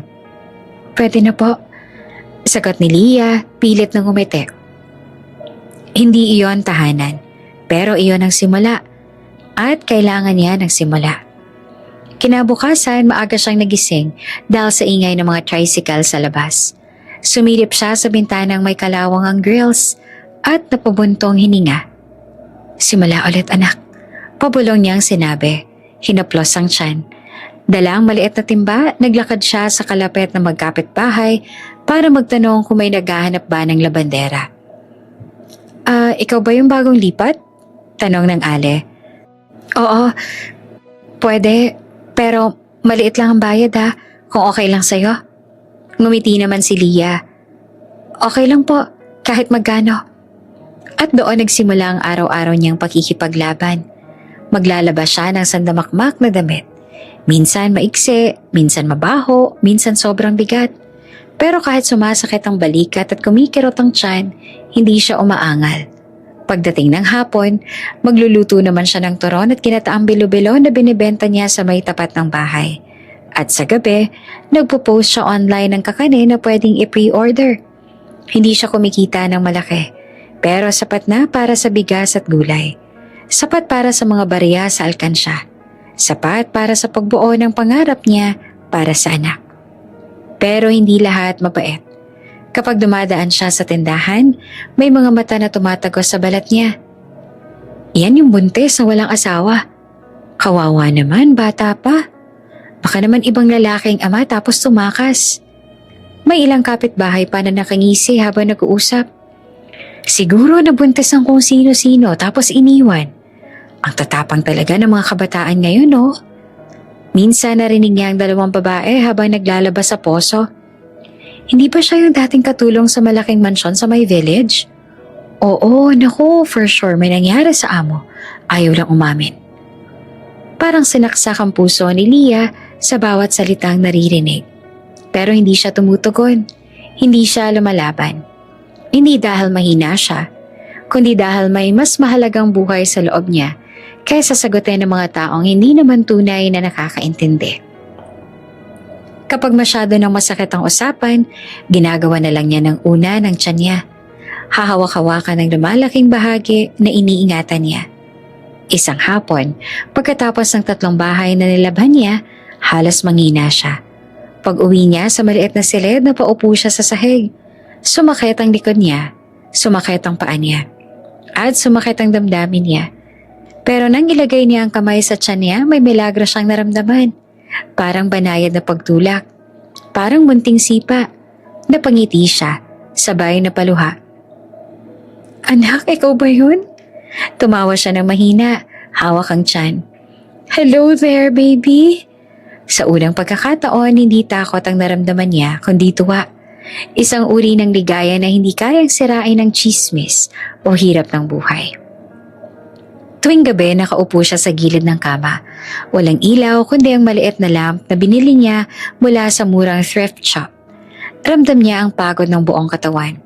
Pero ramdam din niya ang tibay. At doon niya kinakausap ang baby. Hawak niya ang tiyan niya, pumikit at bumulong. Alam mo anak, hindi ko alam kung ano ang haharapin natin bukas. Hindi ko alam kung paano bababalansehin ang pamasahe, bigas, renta, at vitamins mo. Hindi ko alam kung hanggang kailan ko kayang maglaban ng mag-isa. Napaluha siya ng dahan-dahan, pero nagpatuloy. Pero kahit wala tayong tatay, hindi kita pababayaan. Kakayanin ko lahat. Kahit anong panghirap, kahit anong sakit. Basta lumaki kang ligtas. Basta lumaki kang mahal. Hinaplos niya ang tiyan. Sabay huminga ng dahan-dahan. Napahinga siya ng malalim. Hindi kita iiwan, bulong niya, at hindi rin kita ipapamigay. Anak kita, kahit anong sabihin ng mundo. At sa sandaling iyon, ang maliit na kwarto na punong-puno ng kahirapan at pagod, bigla niyang naramdaman na tila nagkaroon ng init, ng pag-asa, ng bagong simula. Habang nakapikit siya, hindi niya alam na sa kabilang banda ng syudad, may isang lalaki hindi makatulog. Hawak-hawak ang pregnancy test kit na naiwan niya. Isang lalaking unti-unting naglalakad papunta sa mundo niya. Pero para kay Leah, hindi niya kailangan ng sinumang lalaki para tumayo. May baby siya, may lakas siya, at may bagong pangarap siyang ipinaglalaban. At iyon ang pinakamalaking pagbabago sa buhay niya. Lumipas ang mga linggo at mabilis na lumalaki ang tiyan ni Leah. Unti-unti niyang nararamdaman ang bigat. Hindi lang sa katawan, kundi pati sa dibdib, ang responsibilidad, ang takot at ang unti-unting pagtanggap na siya lang ang ina at ama ngayon. Isang umaga, habang naglalabas siya sa harap ng inuupahang kwarto, biglang may init na tumagos sa tiyan niya. Sumunod ang biglang kirot na parang humihila mula sa loob. Napaupo siya sa semento, napahawak sa tiyan. Aray, bakit ang sakit? Nangiangat niya ang damit, nakita niyang may manipis na dugong pumatak sa binti niya. Kinabahan siya. Hindi niya alam kung normal ba ito o delikado. Lord, wag naman po. Bulong niya na nanginginig ang kamay.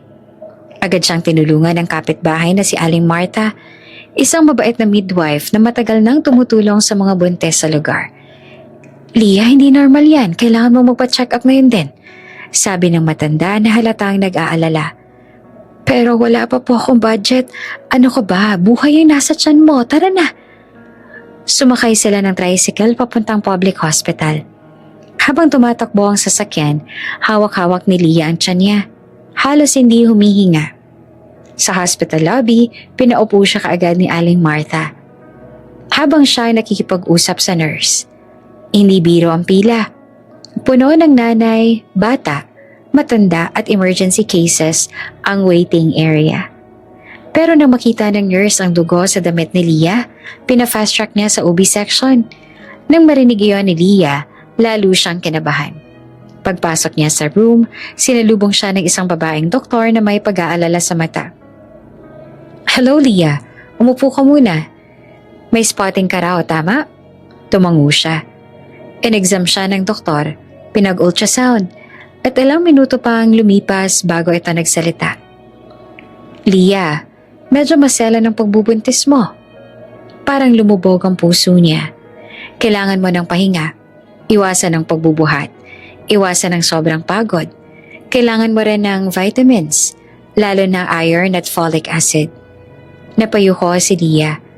Doc, magkano po ba yung vitamins? Nagtama ang tingin nila.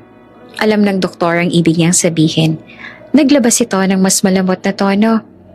May libreng vitamins naman dito paminsan-minsan. Hindi man kompleto, pero tutulungan ka namin makakuha kapag may stock. Tumango si Lia. Pilit na ngumiti. Pero sa loob niya, ramdam ang bigat. Paano kung wala silang stock? Paano kung kailangan talaga ng mas mahal na gamot? Paano kung lumala ang lagay niya? Pag-uwi niya sa paupahan, hindi niya na kayang maglakad na mabilis. Hinawakan siya ni Aling Martha. Ineng, magpahinga ka.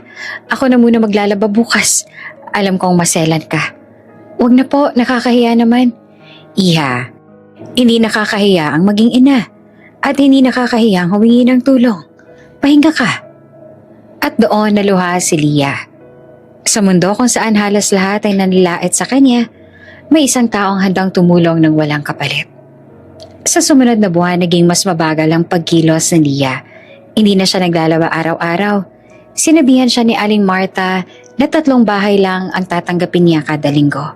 Sa pagluluto naman, mas maaga siyang naghahanda para hindi siya mapagod. Habang lumalaki ang tiyan, napapahawak siya dito gabi-gabi. May mga sandali pang nangingiti siya kapag may marahang sipa. Pero may mga gabing napapaluha siya habang nakatingin sa kisame. Kahapon lang, katulong ako sa malaking mansyon. Ngayon, nag-iisa ako sa maliit na kwarto. At ikaw anak, ikaw lang ang kasama ko. Minsan napapaisip siyang hanapin si Evan. Hindi para humingi ng pera, kundi para lang sabihin sa kanya ang totoo. Pero sa tuwing naiisip niya ang mukha ng lalaki, bumabalik ang gabing yon. Ang pagkalito, ang luha. At may resulta iyon sa isang desisyon. Mas mabuti nang hindi alam ng ama. Mas mabuti nang hindi sila magkakalala. Sa mata ng iba, kahinaan iyon. Pero para kay Lia, iyon ang paraan niya para protektahan ang anak.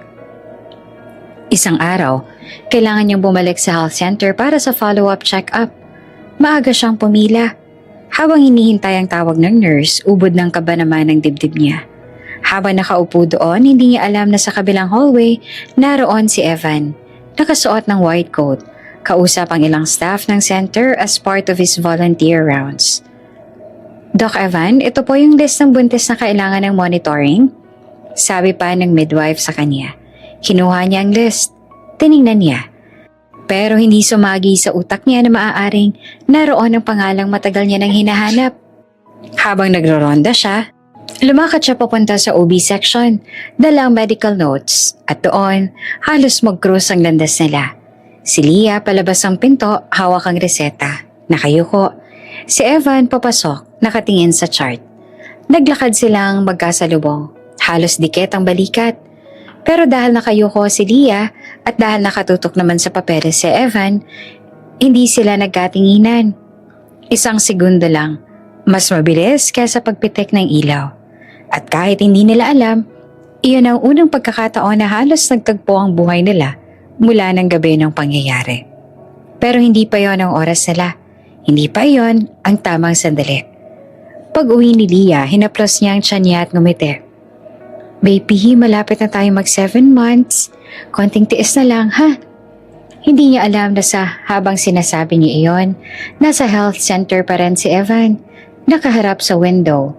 Nakatingin sa labas na tila may hinahanap. May tahimik naman na puwang sa pagitan nila. Isang puwang na puno ng tanong, hiwaga at pag-asa. At habang hindi pa sila nagtatagpong muli, may isang bagay na nag-uugnay sa kanila. Ang batang lumalaki sa tiyan ng babaeng minsang umiiyak sa dilim. At ang lalaking hindi tumitingin sa mundo sa parehong paraan mula nang mawala siya. Tahimik ang dining table ng pamilya Evan ng gabing yon. Hindi iyon ordinaryong katahimikan, kundi katahimikang puno ng tensyon, pagsinghot at pag-iwas ng tingin ni Evan sa mga magulang niyang seryosong nakatitig sa kanya. Nasa harap nila ang folder na naglalaman ng business proposal para sa arranged marriage. Isang pagsasanib ng kumpanya ng pamilya nila at ang malaking corporation ng pamilya Vergara. At kasama sa proposal, ang kasal nila ng anak na babae ng partner, si Clarice Vergara, dating ex-girlfriend niya na gustong bumalik sa buhay niya ngayon. Evan, simula ng ama niya na mabigat ang boses. Oras na para seryosohin mo ang responsibility mo sa kumpanya. Hindi pwedeng puro medical mission at kung ano-anong side work ang inuuna mo. Sumingit naman ang ina niya, halos hindi papigil. Ang kasal kay Clarice ang pinakamagandang hakbang. Maaayos ito ang image ng company, itataas ang stocks, at maganda sa public relations. Pero hindi doon nakatingin si Evan. Nakayuko lang siya. May hawak na cellphone na paulit-ulit niyang kinoko-check. Updates tungkol kay Leah. Mula sa PI, 0 leads. At sa huli, napabuntong hininga siya.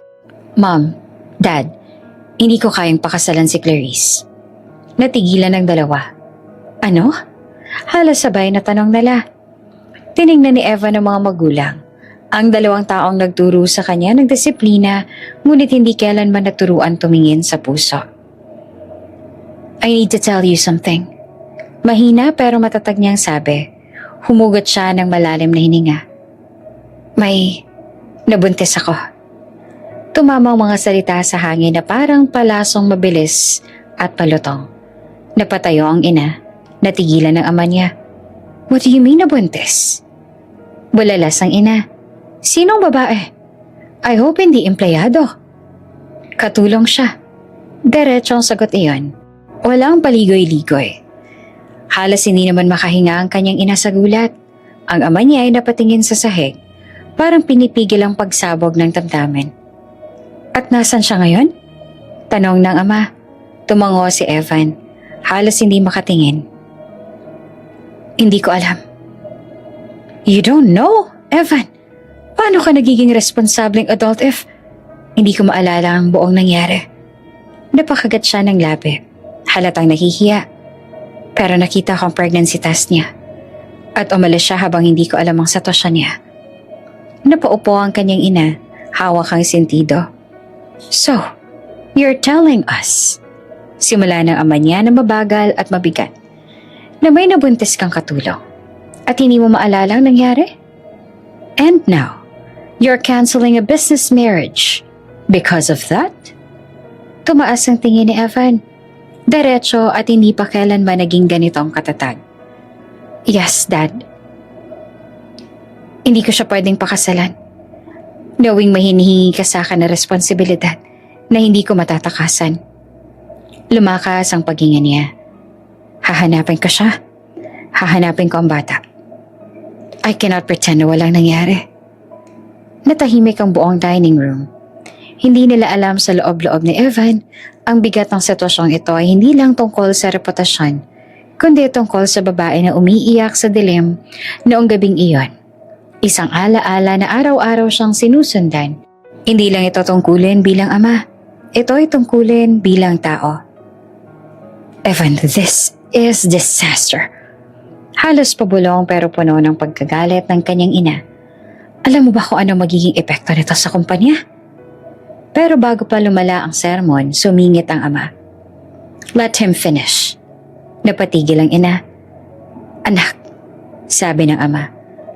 Ang pagkakamali, inaamin. At ang tao, inaako ang dapat akuin. Kung naniniwala kang ito ang tama, hindi kita pipilitin. Nagulat naman si Evan. Hindi niya inaasahan ang ganoong suporta. Pero ramdam niyang totoo iyon. Pero tandaan mo, dagdag pa ng ama, kapag ginawa mo to, wala nang atrasan. Tumango si Evan. Handa na ako. Kinabukasan, dumating sa mansyon ng pamilya Vergara kasama si Clarice, ang babaeng matagal nang pilit binabalik sa buhay ni Evan. Evan, bati ni Clarice na agad naman lumapit para humawak sa braso niya, pero umiwas siya. I need to say something, sabi niya na seryoso. I'm canceling the arrangement. Hindi ko kayang ipagpatuloy ito. Namilog ang mata ni Clarice. Are you serious, Evan? This marriage is important. Para to sa pamilya natin. No? Sagot niya na matatag. Para ito sa interes mo. Napatitig naman si Clarice. Nanlilisik ang mata. You're throwing away everything because of some maid? Imposible. She's beneath you. At doon kumulo ang dugo ni Evan. Don't talk to her like that. Malamig niyang sagot. She might be carrying my child. Halos mabitawan naman ni Clarice ang bag niya sa pagkagulat. You're ruining yourself. Sigaw niya bago nag-walk out. Pero sa sandaling iyon, hindi na iyon mahalaga kay Evan. Ilang araw matapos yung tanggihan ng kasal, nag-update pa ang PA niyang si Carlo. Sir, may info po kami. May nakita raw na babae sa palengke na kamukha ni Leah. Pwede nating puntahan. Tumibok ang mabilis ang puso ni Evan. Let's go. Pero pagdating nila sa lugar, pinag-antala sila ng dalawang lalaking hindi nila kalala. Humarang sa kanila. Nagtanong kung anong identity checks at inabot ng 2 oras bago pinayagang tumuloy. Pagdating nila sa pook, wala nang babaeng tinutukoy. At maya-maya lang may nag-text kay Carlo mula sa anonymous number. Sabihin mo sa boss mo, tumigil na siya. Hindi niya makikita yung hinahanap niya. Tumingin si Evan kay Carlo. Kanino galing yan? Sir, tauhan daw po yan ni Clarice. Nanginig ang panga ni Evan. She was stopping him. She was hiding information. She was blocking his search. At doon siya lalong nagpasya. Leah, kahit anong hadlang, hahanapin kita. Lumipas pa ang mga buwan at lalong naging mabigat ang pagbubuntis ni Leah. Habang papalapit ang araw ng panganganak, lalo lang siyang kinakabahan. Hindi sapat ang vitamins, hindi sapat ang pahinga, at hindi sapat ang pera. Isang umaga, habang nasa health center siya para sa check-up, napansin ng midwife ang sobrang pamamaga ng paa ni Leah. Nako Leah, hindi maganda to. Maselan ka talaga. Kailangan mo nagdalhin sa malaking ospital. Sabi ng midwife habang binabasa ang chart niya. Pero, magkano po bang kakailanganin ko? Tanong ni Leah. Halatang nanginginig. Public hospital to. Mas mura. May social service. Mas safe ka doon. Hindi iyon nakapagpa-relax kay Leah. Pero tumango siya. Ang iniisip niya, makakasama ba sa baby ang stress? 2 araw matapos ang check-up, nagpa-transfer siya. Sumakay siya ng jeep. Bitbit ang maliit na bag na may 2 damit, isang lumang kumot at ang mga papeles niya. Pagdating sa ospital, sinalubong siya ng amoy disinfectant, puting pader at mahabang pila ng mga pasyente. Pero hindi niya alam, Ito ang parehong ospital na partner ng foundation ng pamilya ni Evan. At sa mismong araw na dumating siya, may nakapost sa tarp sa hallway. Maternal Health Mission, sponsored by Alfonso Medical Foundation. At sa ilalim ng pangalan, Evan Alfonso, MD. Napatingin si Leah at agad na napayoko. Hindi niya kayang makita ang pangalan na yon. Hindi na ako babalik doon. Bulong niya habang hinahaplos ang tiyan niya. Hindi dapat maging parte ng buhay natin si Sir Evan. Kinabukasan maagang dumating si Evan sa ospital. Dala ang staff ng foundation. Marami siyang kailangang asikasuhin. Media, donors at doktor. Pero kahit abala siya, iisa pa rin ang hindi nawawala sa isip niya. Si Leah. Wala pa ring balita ang PI. Wala pa ring lead ang driver niya. At ginugulo pa rin ni Clarice ang bawat impormasyon na nakakalapit sa kanya. Pero ngayong araw, kailangan muna niyang mag-focus sa hospital mission. Nasa antenatal ward si Leah. Hawak ang reseta ng doktor. Stable ang baby mo, Leah. Pero magpahinga ka, ha? Sabi pa ng OB. Tumango siya pero halata ang pagod. Paglabas niya ng kwarto, naglakad siya ng dahan-dahan. Hawak ang tiyan niya. Habang nasa hallway siya, papunta naman si Evan sa same floor, kasama ang admin. Doc Evan, may ilang buntis na kailangan pong ma-check ninyo personally. Sabi ng admin. Sure, let me see the charts first. Dinala siya sa maliit na nurse station. May nakapilang 3 chart sa mesa. Ang nasa ibabaw, chart ni Leah. Kinuha ni Evan ang unang chart. Pero hindi niya nabuksan ang folder nang biglang bumukas ang pinto ng ER extension. Doc, emergency incoming. Severe preeclampsia po, kailangan ng additional OB support now. Napalingon ng doktor. Doc Evan, kailangan ka namin. Sigaw ng nurse sa takot ang boses. Hindi na nagdalawang isip pa si Evan. Iniwan niya ang 3 chart sa mesa. Hindi man lang natignan ang pangalan sa ibabaw. Leah Hernandez. Ahatid ka na lang ang chart sa ibang doktor. Sigaw ng admin habang tumatakbo si Evan papunta sa emergency case. Kinuha ng assistant doctor ang chart at inilipat sa ibang OB. Hindi niya na binuksan. Hindi niya binanggit kay Evan kung kanino yon. At doon nagbago ang lahat. Habang tumatakbo si Evan papunta sa emergency room, dumaan naman sa hallway si Leah. Hawak ang reseta. Pagod, nakayuko. Nagkasalubong sila. Iisang linya ng ospital, iisang minuto. Pero si Evan, nakatingin sa pasyenteng hawak at nakatutok sa emergency. At si Leah, nakayuko. Lumalakad ng dahan-dahan. Hindi man lang tumitingin sa mga doktor na dumadaan. Hindi sila nagkatinginan. Hindi sila nagkaanuhan. Pero ang pangalan ni Leah ay literal nang nasa kamay ni Evan. Kung hindi lang siya tinawag sa emergency. Kung hindi lang dumating ang pasyenteng nangangailangan. Sa isang segundo lang, naglayo ang tadhana nila ulit. Pagkatapos ng check-up, pinauwi siya ng doktor. Habang naglalakad palabas ang ospital, mahigpit ang hawak niya sa tiyan niya. Baby, kaunting tiis na lang ha. Malapit na tayo. Hindi niya alam na ilang pintuan lang ang pagitan nila ni Evan kanina. Hindi niya alam na ang pagkakataong yon ang pinakamalapit nilang pagtatagpo matapos ang gabing nagbago ang buhay nila. Matapos ang emergency, nakaupo si Evan sa corridor.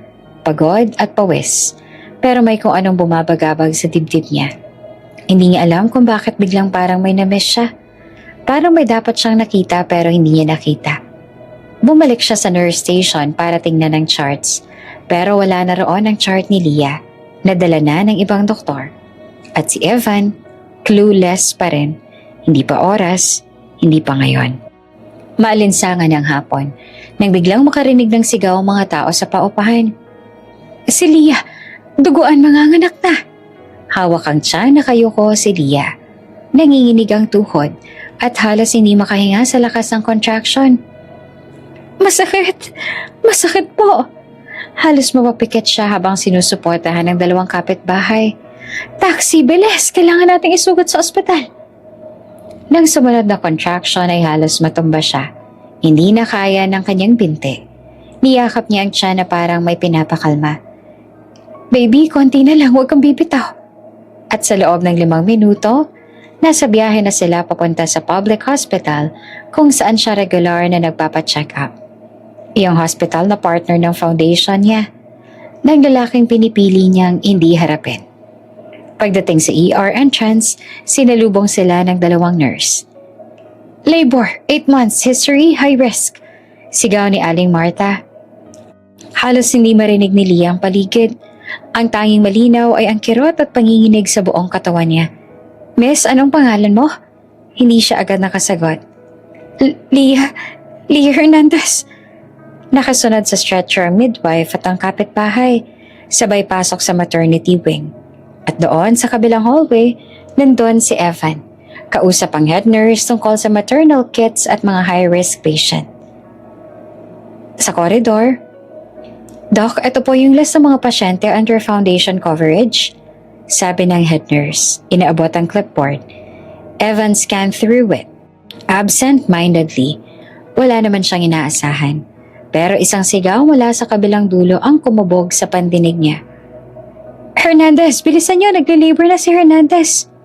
Natigilan si Evan. Hernandez. Parang bumabalik ang tunog sa tenga niya. Parang humigop ng hangin ang paligid. Hernandez. Ang apelidong matagal niya nang inuulit sa isip. Ang apelido ni Leah. Napalingon siya agad. Sa dulo ng koridor may stretcher na paparating. Nagdala ng mga staff. May umiiyak, may humihingal, at sa stretcher nakahiga si Leah. Dumaan ang stretcher sa harap niya. Hindi agad nakatingin si Leah. Nakapikit siya sa sakit. Umiiyak, nanginginig. Pero nang ayusin ng nurse ang kumot sa bandang binti niya, lumitaw ang balat. Isang maliit na birthmark sa kanan niyang hita. Isang marka na nakaukit sa utak ni Evan mula sa gabing hindi niya malimutan. Isang marka na ilang ulit niyang sinubukang alalahanin sa panaginip at imahinasyon. At ngayon, narito iyon, nasa harap niya. Tumigil ang mundo ni Evan. Hindi niya narinig ang sigaw ng nurse. Hindi niya narinig ang pag-iyak ni Leah. Hindi niya narinig ang pag-utos ng mga doktor. Ang malinaw lang, siya ito, si Leah. Si Leah ang kasama ko noon at ang batang pinanganak niya. Baka anak ko. Lahat ng alaala ay bumalik. Ang gabing lasing siya, ang pagkalito, ang pagkapit niya sa isang babae, ang pag-iyak na sa dilim, ang umagang hindi niya naaalala ng buo, at pagkatapos, ang pregnancy test, ang biglaang pag-resign ni Leah, ang pagkawala niya, ang buwan-buwan ng paghahanap niya. At ngayon, nasa harap niya na ang katotohanan.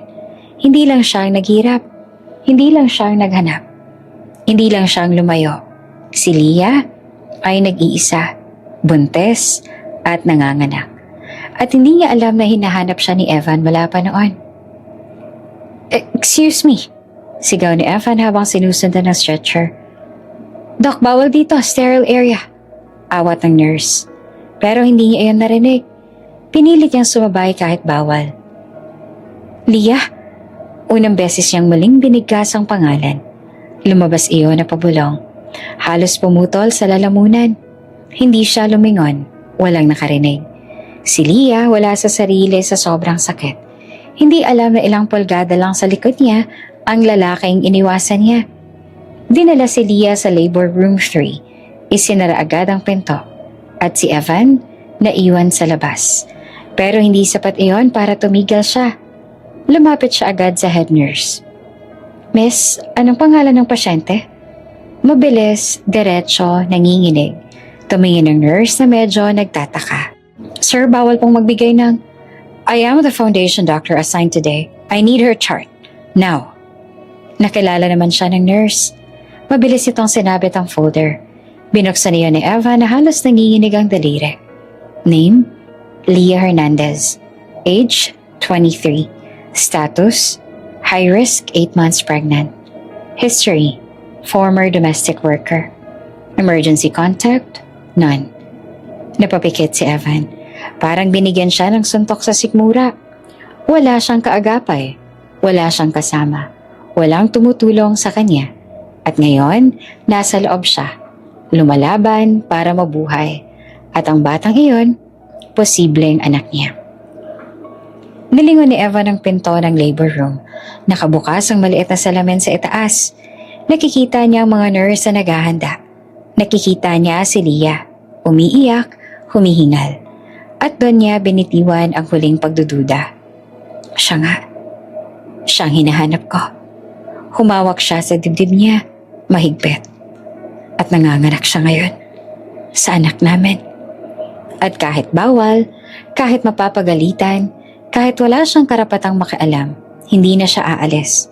Hindi niya na kayang iwan ulit si Leah. Hindi niya na kayang hayaan na mag-isa pa ito. Lalo na sa pinaka-dangerous na sandali ng buhay niya. Tahimik ang ward matapos ang mahabang oras ng labor ni Leah. Pagod na pagod siya, nangihina, ngunit may kakaibang gaan sa dibdib dahil narinig niya ang unang iyak ng kanyang anak. Isang maliit na batang lalaki, malusog at agad na inilagay sa dibdib niya bago dalhin sa nursery. Ngayon, nakahiga si Leah sa kama. Nakakumot, nakapikit pero hindi tulog.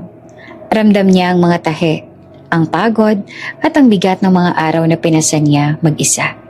Pero higit sa lahat, ramdam niya ang takot. Dahil alam niyang nasa parehong ospital si Evan.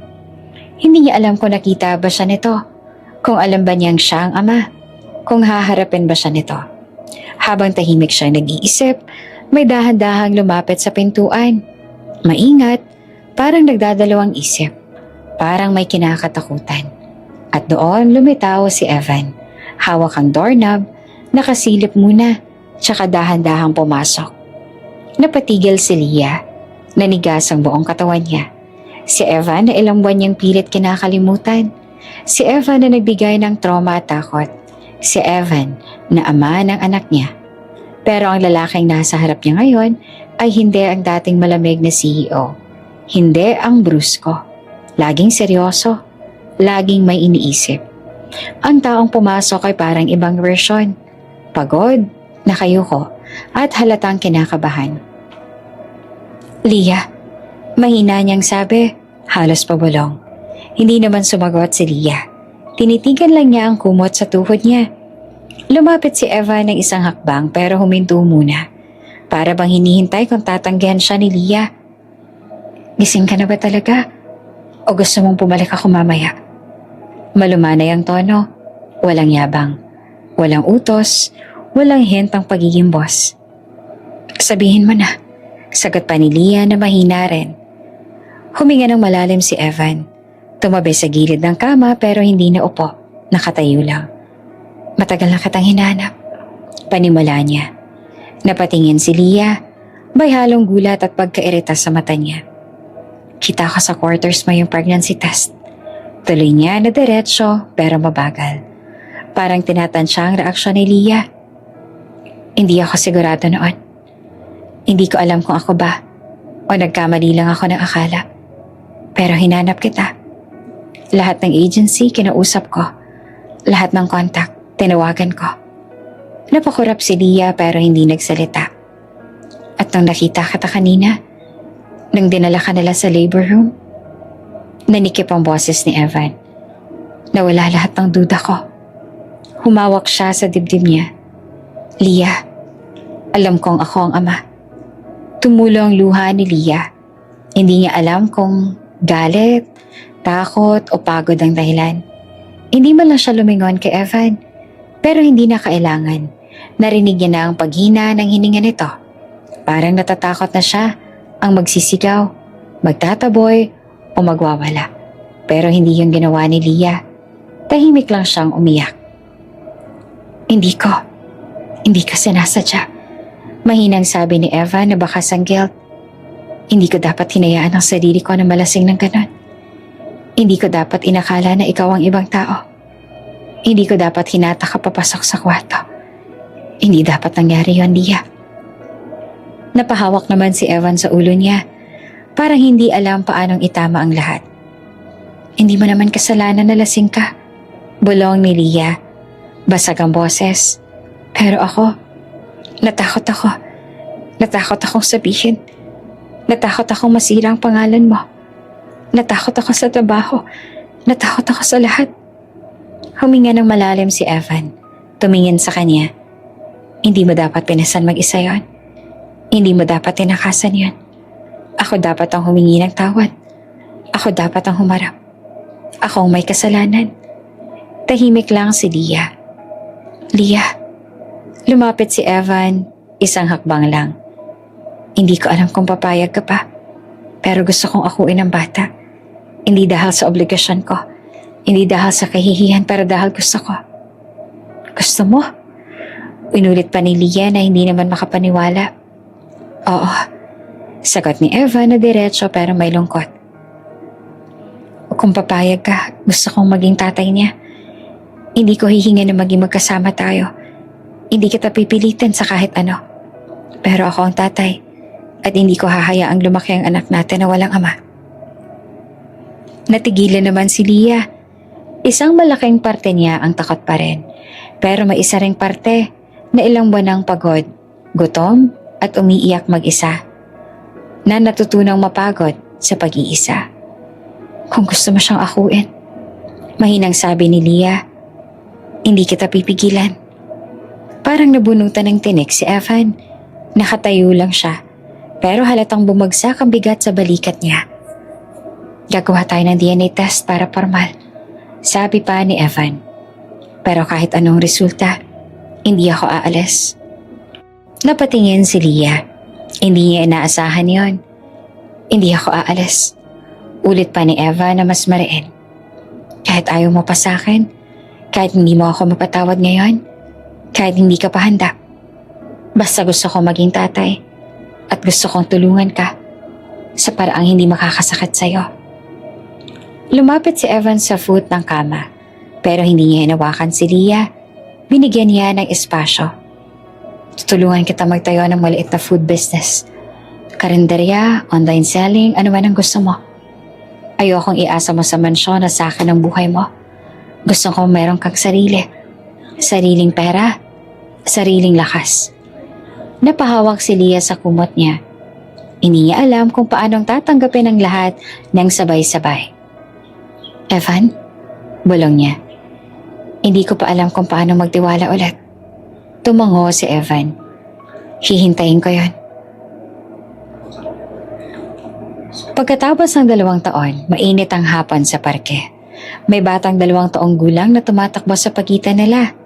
Masayahin, malusog, may ngiti na kapareho ng kay Evan. Si Leah may maliit ng food cart business. Mas confident, mas payapa.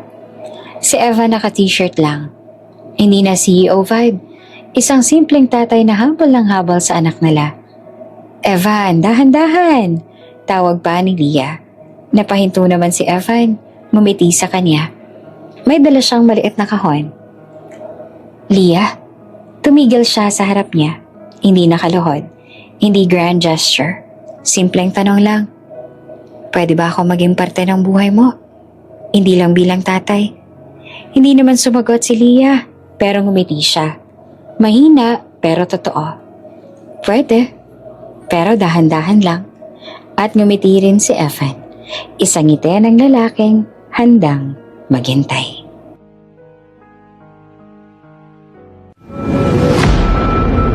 Kung bago ka pa lang sa channel na ito, Ate Jane TV, huwag kalimutang pindutin ang notification bell and subscribe button. Sana po hindi naman malaking abala sa inyo ang pagpindot ng subscribe button dahil ang kapalit po nito ay ang pagsuporta para makapag-produce ng mga libreng stories sa mga channels ni Ate Jane. Maraming salamat!